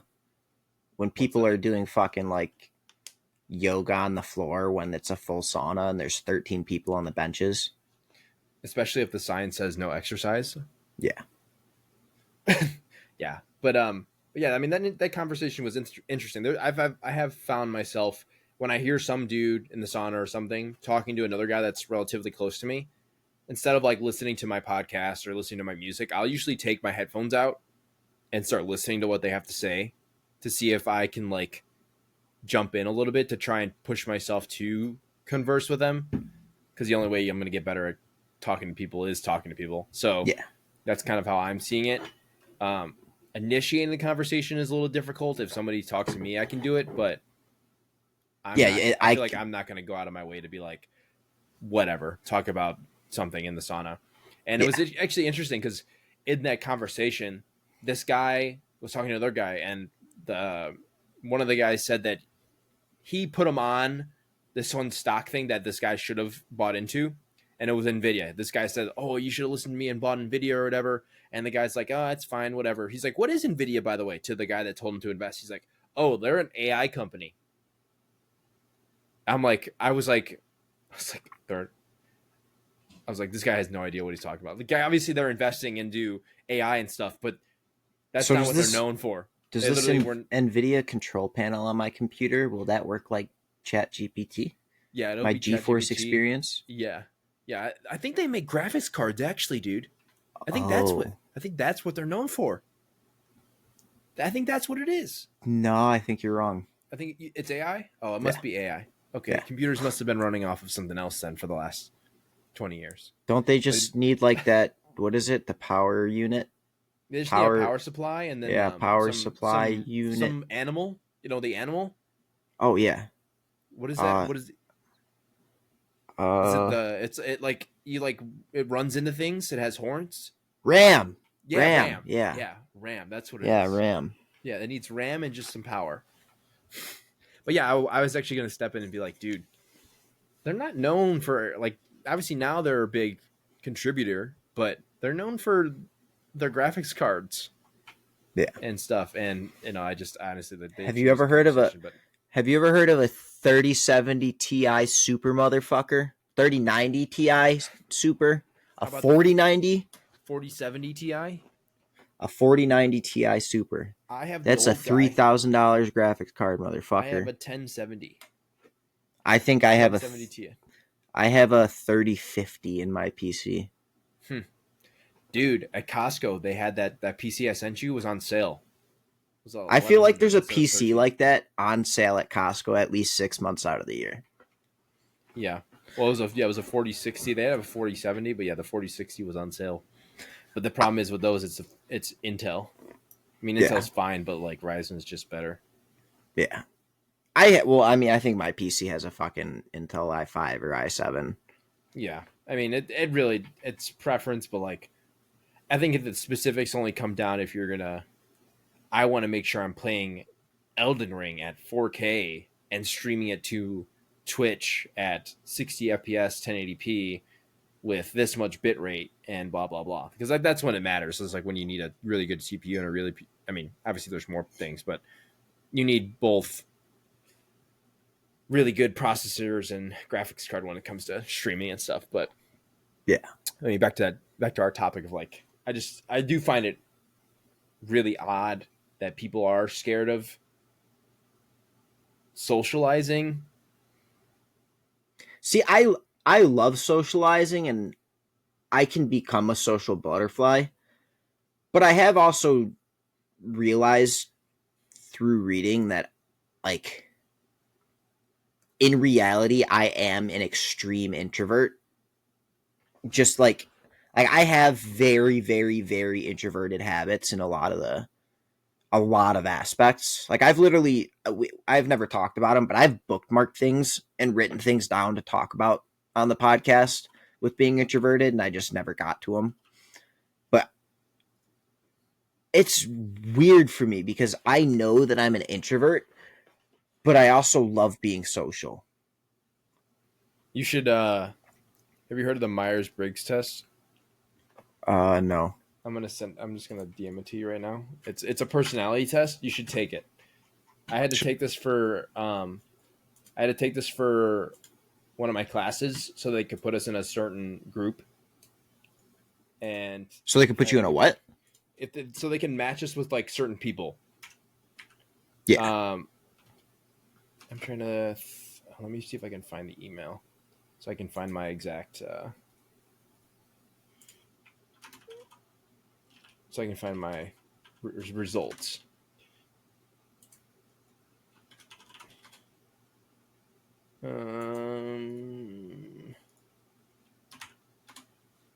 But yeah, it pretty much you did go through the whole test and it tells you what kind of personality you are.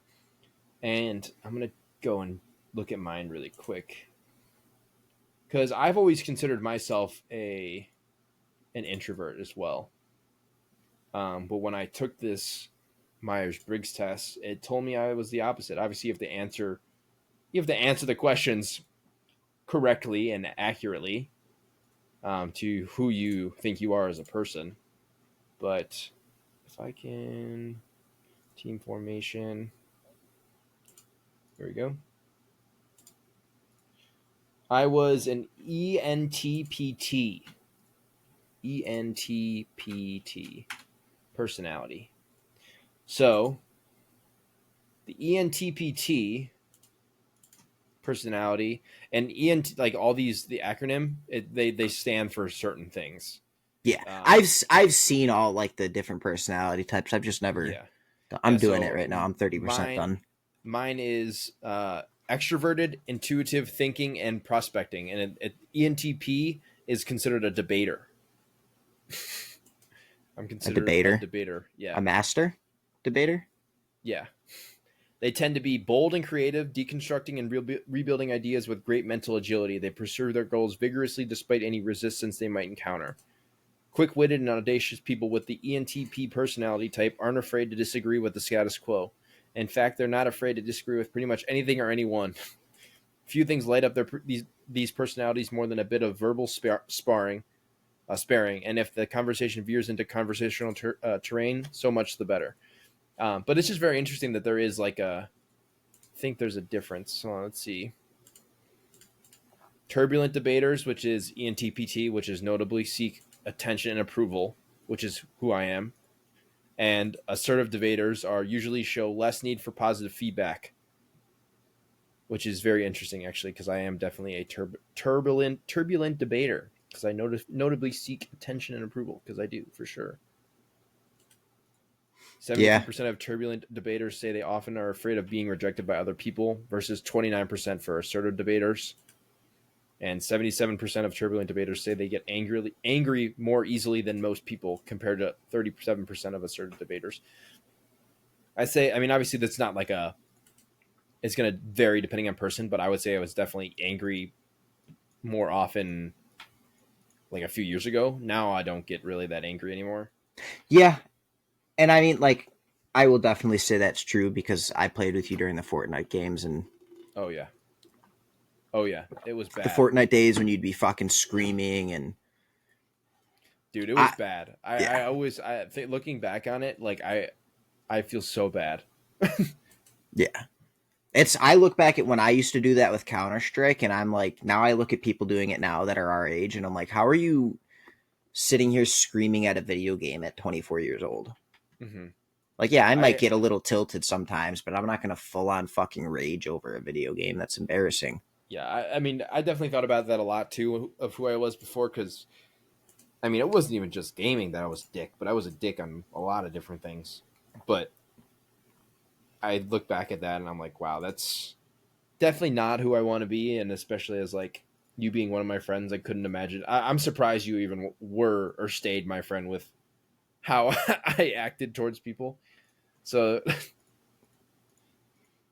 I mean, you never really did that to me though. At the same time, because I know how to. I'm good at diffusing those situations and keeping them from arising. So I didn't ever really give you the opportunity to be a dick to me because I wouldn't make a big deal out of it if it started to happen. mhm. And I wouldn't let an argument form, whereas most people would be hard headed and be like, well, why did you just say this? And it would turn into a fight. Yeah, it was. I feel like it was just stemming from like all I wanted to do was just fucking win, and I didn't recognize. I mean, I knew that I was a lot better than a lot of the people that we would play with, but even then, I was just like I Yeah. couldn't grasp that. So like, if someone didn't do something the way that I wanted to do it, I It would get was, angry. I mean, that yeah. was the same thing. I mean, obviously, I mean, it carries over to other people too. I remember when I would play Valorant, and we used to play with. It was like me, Cam, Stevie, this other guy named Braden, and then somebody else. And just the way I went about like telling people how they did something wrong made it feel like I was always doing things right, and like it was always their fault. Yeah. And when I say I think I would be such a different person when it comes to competitive whatever it is, instead of being that person that puts everybody down like I used to be, I would be that like, okay, guys, we sucked this game. Let's Yeah, do you better. should. Yeah, let's do better. We can fucking figure this shit out. Yeah, you may have played like dog shit, and you may have done this wrong, but like it's a game in the end, and we can get better at like I don't know. I think it's just so crazy how much of a mindset shift someone can have. And I do feel bad and apologize to everyone that I ever treated poorly because I don't know. I wish I wasn't that person back then. It does stem from like a lot of ego though, for Yeah. sure. My personality type is a mediator. INFPT. Mediators are poetic, kind, and altruistic people, always eager to help a good cause. I am 67% introverted, 33% extroverted. Introverted individuals tend to prefer fewer yet deep and meaningful social interactions and also often feel drawn to calmer environments. My mind is 63% intuitive and 37% observant. Intuitive individuals are very imaginative, open minded, and curious. They value originality and focus on hidden meanings and distant possibilities.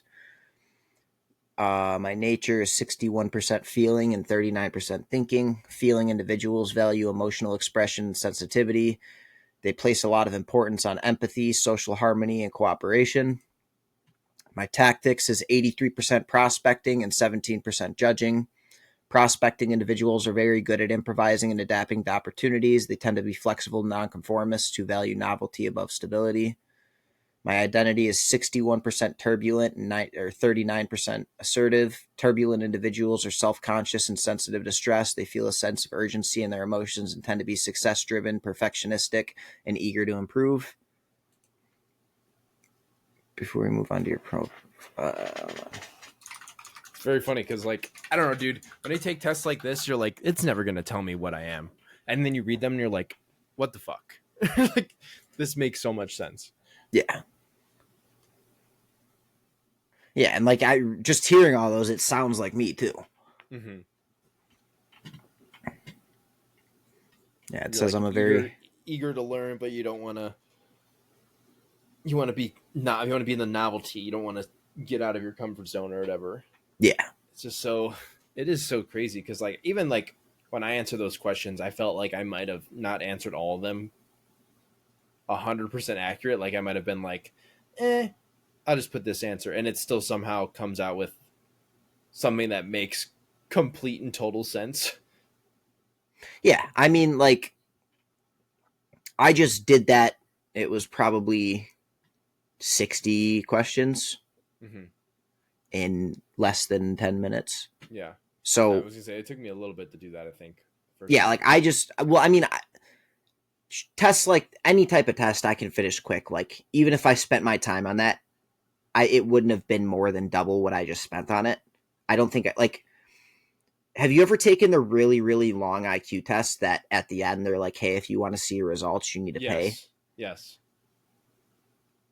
The really, really good one that everyone like uses, that like people will post the results and it tells you like you're smarter than this percentage of the nation. And I didn't pay for my results, so I didn't see, but 90% of that IQ test is just pattern recognition yeah. and shit like that. So I finished that, like, they gave you like an hour and 20 minutes or an hour and a half to finish it. And it was like 40 questions, I think. And I think I finished it in 7 minutes. And I'm pretty sure, like, I was extremely confident in most of my answers too. Mm-hmm. So, like, if I can do a 40 question IQ test in that amount of time, a test like this is Yeah, easy yeah. because I don't need to think much, and I've never needed to think much in any form of test anywhere. You're just different, man. Yeah, Just built I'm different. just the best. What we? Oh, actually, I was thinking of another thing where it was related to like personalities and stuff. Where, for example, when I took this test initially and I showed Neela the results, she was like, "Oh my god, that's literally like exactly who you are as a person," because they know a lot about it. I feel like girls know a lot more about personalities, just like because I've looked into it more than guys would. Yeah, And there's this I forgot what the term was called. I wrote it down though. Is it in my notes? I think it is in my notes. Maybe not. Oh no, it wasn't. Where is it? It was shoot, dude. I'm trying to remember what it was because it was pretty much like, okay, let's say um a a girl comes into your store and there's two people examining. Let's say we have a friend and that girl comes and talks to that friend. And there's a guy observing what's happening and a girl observing what's happening. There is a major difference in what the guy sees compared to what the girl sees. So like the guy might be like, "Oh yeah, she was totally into you." The girl's like, "Yeah, she wasn't into you at all." And if it's a girl talking to a guy and the guy saying that the girl was into him, it's that most likely wrong. Most likely that the guy was wrong, but the girl was and right. the girl was just being nice, and the guy took it as flirting. Yes. And then it's vice versa. So like, let's say a girl worker's there and a guy comes in and talks to her and the girl thinks the guy was flirting with her, but the guy is like, oh yeah, no, he either was or he wasn't. The guy is probably um, more accurate in Probably that was. situation. And Yeah. I guess that this was called the failure of cross-sex mind reading. So, I mean, I don't know if there's any research behind, I mean, there probably is, but like, I just heard this A concept boy and I can thought, read a boy's mind better than a girl can read a girl's which, mind. I mean, I guess that Or, makes a well, lot of sense. Yeah. a boy can read a boy's and a girl's can read a girl's better than a boy can read a girl's and a girl's can read a boy's. Yeah. That's Obviously, that's not 100% accurate because it's just subjective in a way, but it is very subjective, but I 100% believe that, and I've literally told that to people, like, with two people that I know that um have started dating recently. I literally said, like, if this person is acting like this, they're probably into you, because mm-hmm. I know how a man thinks. Mm-hmm. So I was able to say, okay, well, yeah, if this person's, if he's doing this, this, and this, he probably likes you. You're like, shoot your shot. Yeah, I think it just gets at some point it just gets too complicated and they overthink things. Everybody overthinks things, to be honest, but it also goes back to like how we were talking about how who's the person to give relationship advice? The person that's been divorced twice, the person that's in a long-term relationship, or the person that's never been in a relationship? And it's Yeah. like they They all all have have good advice. advice at a different aspect. Yeah. Like the the guy that's been divorced twice can tell you why his first two marriages ended in a divorce and why his third isn't, because he's going to do things differently from those first two. Mm-hmm. He's experienced the bad and knows how to teach you from those lessons that he's learned. Mm-hmm. And the guy that's in the long-term relationship, and it's only been his own one long relationship, can tell you how to keep that relationship going. And the guy that's never been in a relationship can tell you why he hasn't found the right person yet and what he's looking for and why he's going to wait for that right person and not settle. Hmm. So everyone has a different piece of information that can always be valuable. You just have Yeah. to see That's all sides. that also goes into I mean, it goes into like fitness advice as well. But like I think when I first heard the relationship advice, it goes into fitness advice as well. Like yes, because yes, this guy may not be jacked, but he may be able to run a long distance. You might, because a lot of runners don't look very muscular at all, but he might be able to do some athletic feat that a lot of people can't do, and you can take information from him based on that experience that he He's has. got an 81 inch vertical. That's his feat Yeah, of human nature. yeah. Or the bodybuilding guys, obviously they have some sort of knowledge on how they got there. It may not be scientific based lifting, but it could be um, nutrition advice. And I push heavy metal. yes, eat gram protein. Yes, food. Yes. Or there's a guy that's in the middle that looks good. He's lean enough, has some muscle, and he can teach you how he did that and how he's able to have a balanced life when it comes to being fit and being Not fucking wanting to kill yourself because you're eating yeah. salt and pepper chicken and rice every day of the year. And that makes another argument for that's why there's a bunch of or a huge variety of different looking personal trainers. Yeah, because everyone has different goals. Mm-hmm. And you probably want to find a personal trainer that looks like what you want to look like. Yeah. I mean, yes. Obviously you have to there's going to be factors into that. Yes, they may look crazy, but they also could there is the outliers where they're going to look crazy, but they could be dumbass. Good genetics. Yeah. Yeah. Cuz some people just go in and do whatever and they somehow look crazy. Yeah. And there, I mean, that information that they give you could be valid. I mean, you could go try and do exactly that, but everyone is different. Someone's going to tell you to do one thing, it might not work for you, because, especially in the gym, like you just said, genetics. There's a lot of variety and or variation in how you can do things. Yeah. What works for me might not work for you, and what works for you might not work for me. This is definitely off topic of that, but there's been a few projects that I've been wanting to work or that I've been working. Oh, I guess it's just one project that I've been working on to hone my skills within Microsoft Excel and SQL, Mhm. and it's creating a spreadsheet of all my Pokemon cards using their types, their rarities, their sets, the number card, um, the market price of the card, and then if it's worth it to grade it or not. And then I'm gonna go in and make I've only done a handful of my cards, so Do you I've only is done there a this way three. to This is is it like empty? Oh, I thought that was empty. so this is like I think this is like 75 cards, and then I think this is like 10 or 15 more. So this is not all any of my graded cards or any of the cards on the shelf or anything. It's just all the cards in this like little protective seal. Did you And make like an equation? Like, can you do um that in Excel where you make an yes. equation that you put in this card and it'll figure out So what you well need? no, so obviously I have to do some research. So how I'm doing it so far is I'm going into TCG Player, which is like a mass thing for trading The card card game games. player. Yeah. Yeah, um, and I'm getting all my market prices off of that and how much they're selling for and stuff. And then what I'm going to do with that is I'm going to make a formula or a function it's going to be an if function. It's like if profit or if market share price is Greater than this. greater than a certain amount, which is the certain amount is going to be the price it takes for grading the card itself. So, which is, I think, if I have like the membership, it's like $13 a card. So, if the profit sold after it's graded is positive, pretty much, or at least I don't know if I would even do it if it's like $10 or $15 because I don't really feel like that's worth my time. No. But if it's a good amount, then it's going to be like it's going to load in a thing that says yes, yes, yes, yes, yes, or no, no, no, no, no, that says it's worth the grade. Yeah.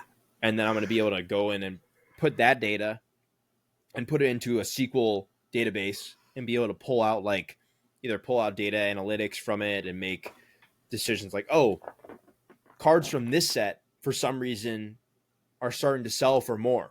Not exactly sure why. It's just like there's more cards in this set than this set that are selling for more than the previous set or the set that's 10 years old or whatever. Yeah. It's interesting too because like I didn't really have any idea of like how much these cards were really worth. Because I don't know, I just haven't really looked into it at all. I haven't looked at my cards. They're not fucking VMAX Charizard, so. Well, yeah, some of them. Well, there was like a few. I have like a good amount of like promo Charizards, and they're not worth a lot. They're just worth a basic amount. I wish I could pull this up. I don't know why it's not. I don't know why I don't have it on here. But yeah, it was just interesting because like I think out of the 75 cards, I know it's not like crazy of an amount, but the total for that was like 900, like $1,100. 1,100 was going to be my first guess. Yeah, it was like $1,100 ungraded, not accounting my graded cards, like I said before. So, and all the other cards that I have somewhere on my shelf.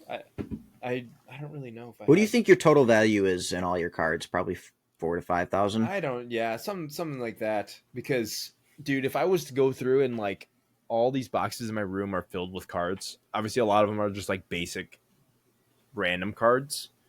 But if I was to go through, it'd probably be, I don't know, because you could sell like bulk and stuff for a decent amount.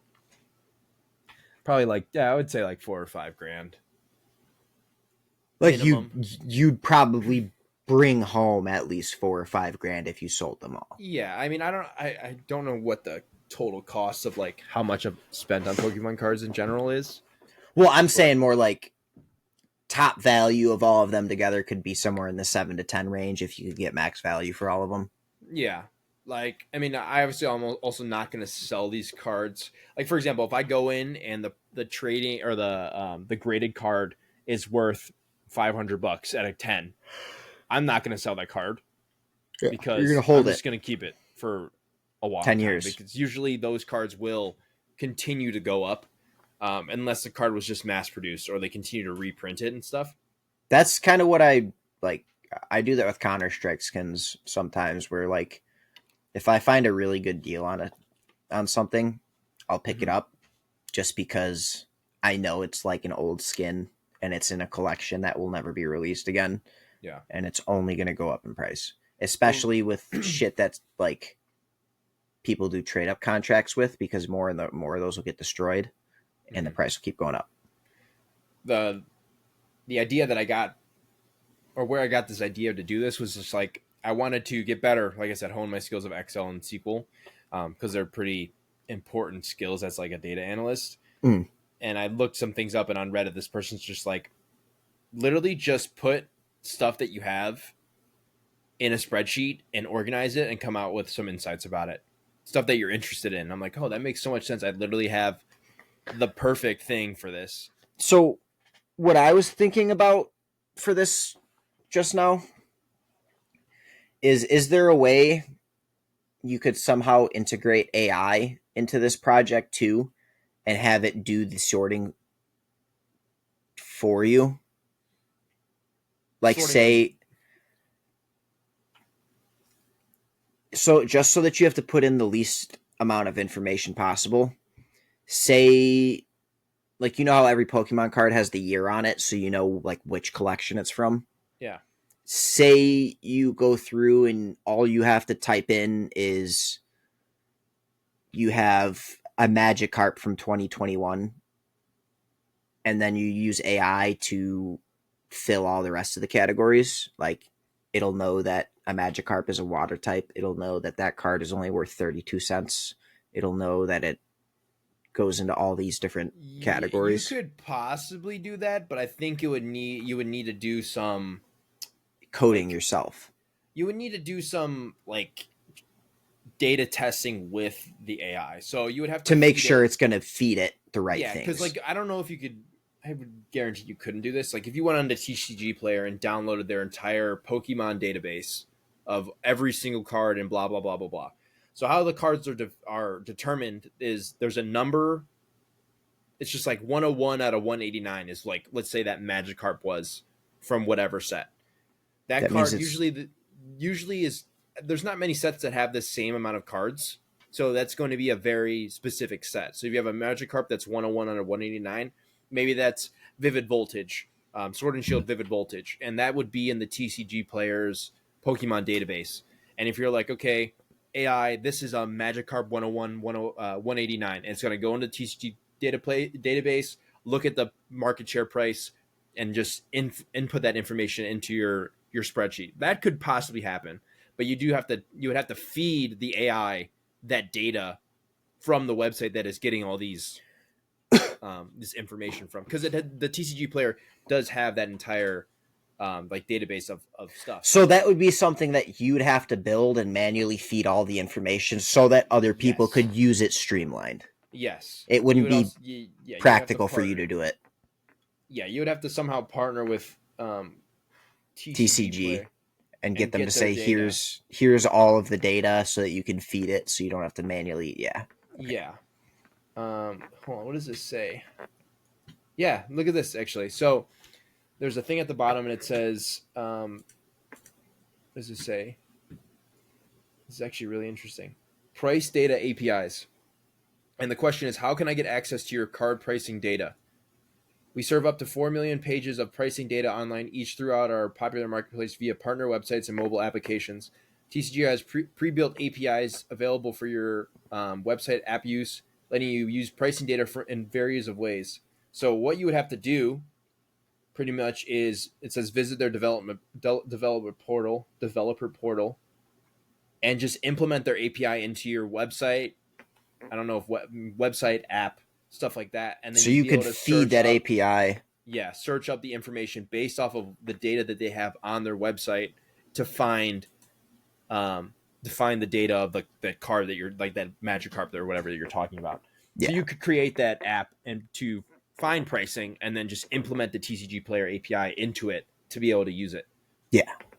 Which is actually Does that sound a little easier to that's do with that? very. I mean, yeah, because the API pretty much does it for you. It's just implementing the information Feeding the data to the fucking and updating it and stuff. Yeah, you just have to implement the app to be able to use the API. yeah. They're actually no longer granting API access at this time, so not right now. But that is very interesting because I'm taking I will be taking a machine learning class in like next year, and I know for sure that you're going to have to use machine like an AI tool to be able to come up with like a certain thing. Yeah. And I feel like that would actually be A good project a for it. good project for it. Huh. That's actually very interesting, and it seems like a very useful thing to have. Not even just, I mean, obviously TCG player has But all just these that Pokemon. concept is a good idea. Yeah. So I don't know why, but I've been thinking about ways to use AI recently. Like I was thinking about using it for like research and stuff. Well, I mean, it's definitely good. You just have to fact check a lot of the stuff and see if like what their resources are, because it does hallucinate And pull from like Reddit and shit sometimes. or And just makes it up. oh Hallucinating yeah, is literally the AI making it up oh and telling you information that isn't completely real. yeah, It's definitely getting better for sure. I've learned a lot about AI and how it works and the hallucination process and the bad things that have happened within the two classes that I'm taking right now. And this next section that I'm taking for this class will be how to use ChatGPT as a data analyst assistant. So That'd be cool. I mean, it's definitely really interesting to see what you can do with AI when you actually understand it.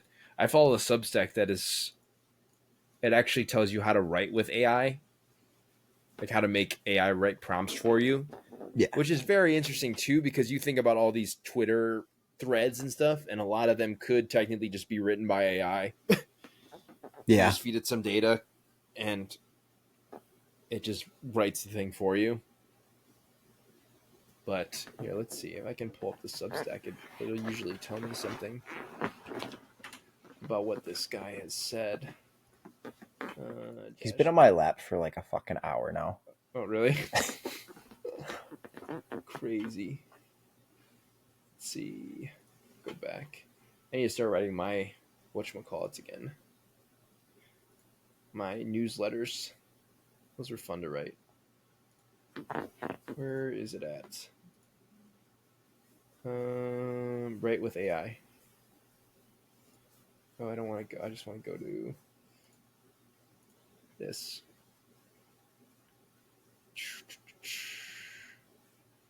How to find $100,000 course idea that sells and writes itself. How the AI solopreneur AI-fied his proven $450,000 course building framework. The secret to writing Medium articles that get shared, bookmarked, and read 1,000 times. Let's see.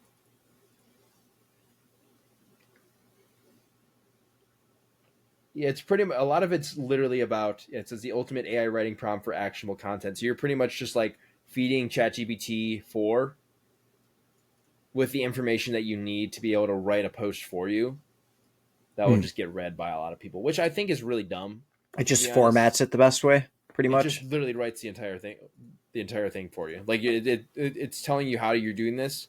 Like if you're writing about budgeting, your desired outcome might be saving $10,000 in a year for recent graduates who don't want to give up weekly coffee visits. If you're writing about weightlifting, your desired outcome might be building. It gives you like an outline of what you should feed into ChatGPT so that it writes something that you're gonna post, which is weird though, because it goes back to the thing that we were talking about with like the screenwriters and the AI thing, where it's just writing an entire script for them instead of like an actual person writing it. So like this is where you don't know if people are writing it for sure or if it's AI writing it, and there definitely is an issue with that because I don't. That's where the whole fucking SAG-AFTRA strike came from. Yeah, I don't think writing as AI is ever going to be the same as a human. You need human input for certain aspects of writing, for emotion or conveyance. I don't know if that's a real word. Conveyance, I think, is a conveyance. Conveyance is a word. The action or process of transporting someone or something from one place to another.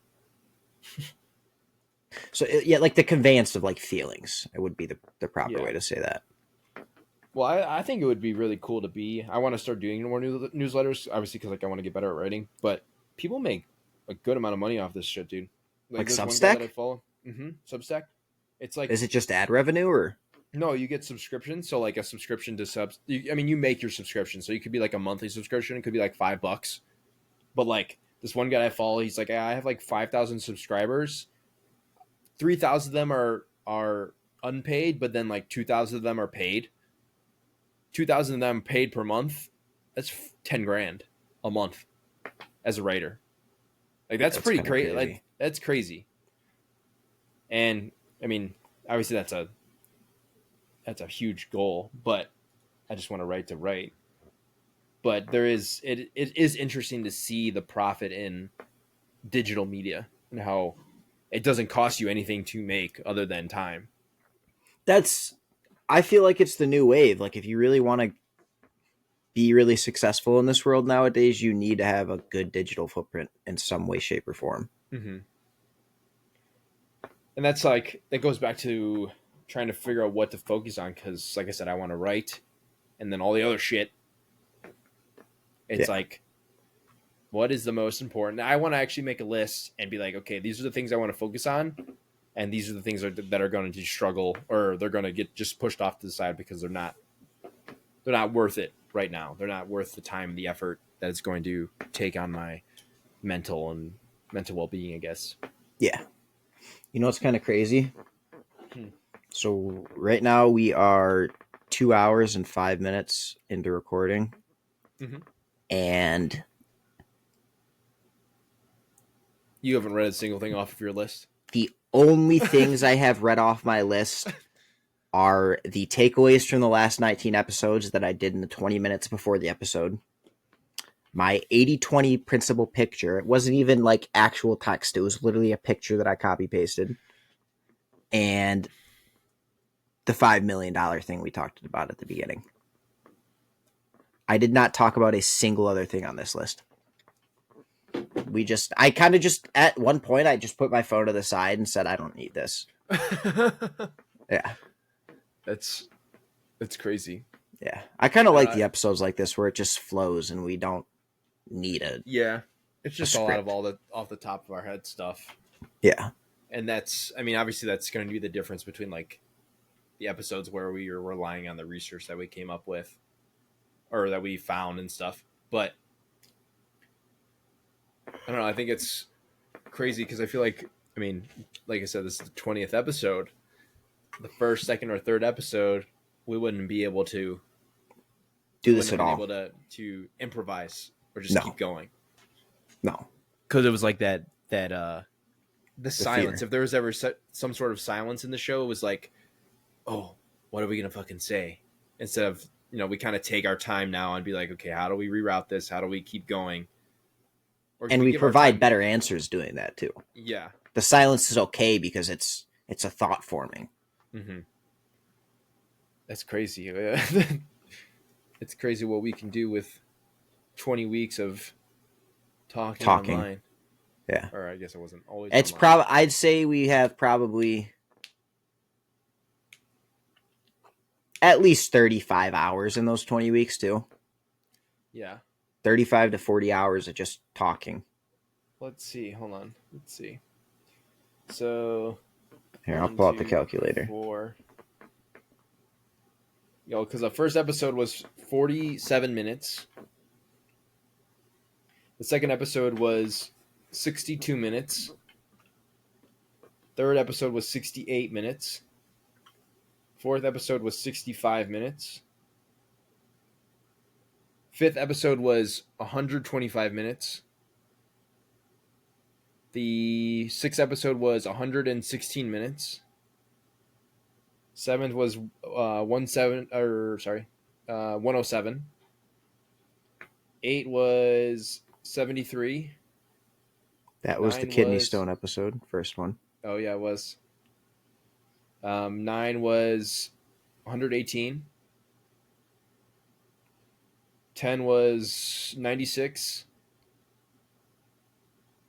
11 was 109. 12 was 114. 13 was 112. 14 was 138. 15 was 120. 16 was 143. 17 was 128. 18 was 130. And 19 was 123. And now this one is at 130 almost. Let's say 130. Divided by 60. 35.4 hours of podcast. That's crazy, dude. Yeah. 35 hours of straight talking. I honestly, I think this is so funny because, like, I feel like if I was to go into, like, an interview online, I'd be chill. I'd be so, like, easygoing about it because, I mean, 35 hours isn't really that much time, but It's a hell of a lot more than most people have in instances like this. mm-hmm. I think the idea of just being in front of the face cam now is a lot different for me. Because I feel like it used to be like a really uncomfortable thing. I mean, I used to stream a lot, but like I still feel like it was weird to talk to the camera. Yeah. Without nobody being in the room, especially like making YouTube videos and stuff. If I was to hear somebody coming, You'd I'd be like, oh stop real shit, quick I'm gonna and stop because like they're gonna judge what I'm saying or whatever, yeah, even though it's my family. But I don't know, dude. It's just crazy how much you can change in 5 months. yeah, Imagine a year. yeah. Imagine when we're at 180 hours of podcast. Yep. And that's not going to be that long. That's not going to be that long because the episodes are going to get longer. We're going to start having 3-hour episodes and 4-hour episodes. Imagine. Yeah. That would be And then rough. there's going to be multiple episodes per week. See, like that would be one thing though, is like if I could take time out of something else, would be to try and come out with, like we said, I mean, even the first few episodes we wanted to try and get multiple out. Yeah. But it is tough. I mean, it's definitely easier online. Yeah. I think that will make it easier or more attractive to people wanting to come on. It's easier to just sit down and start talking over Yeah. prepping for an hour before we start. And then drive there, drive home. Yeah. I definitely think we need to I mean, I added in the description of the last few that if anybody wants to come on. Saw it. I was looking at Spotify earlier and saw it.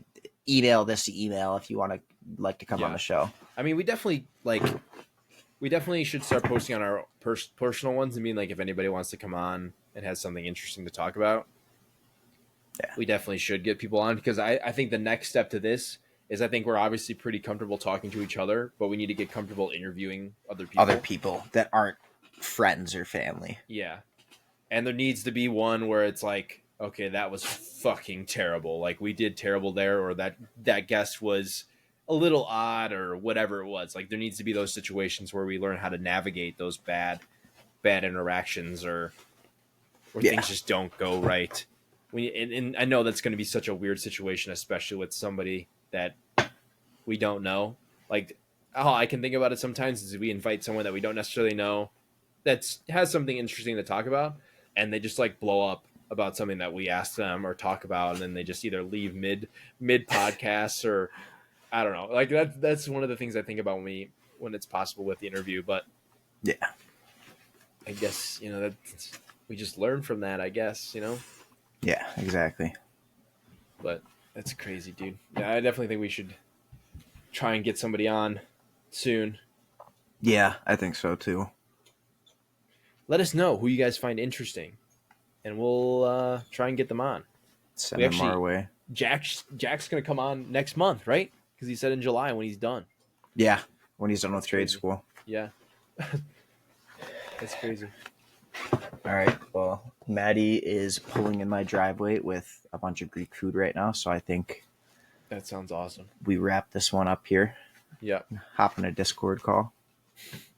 Happy 20th episode. Yep, 20.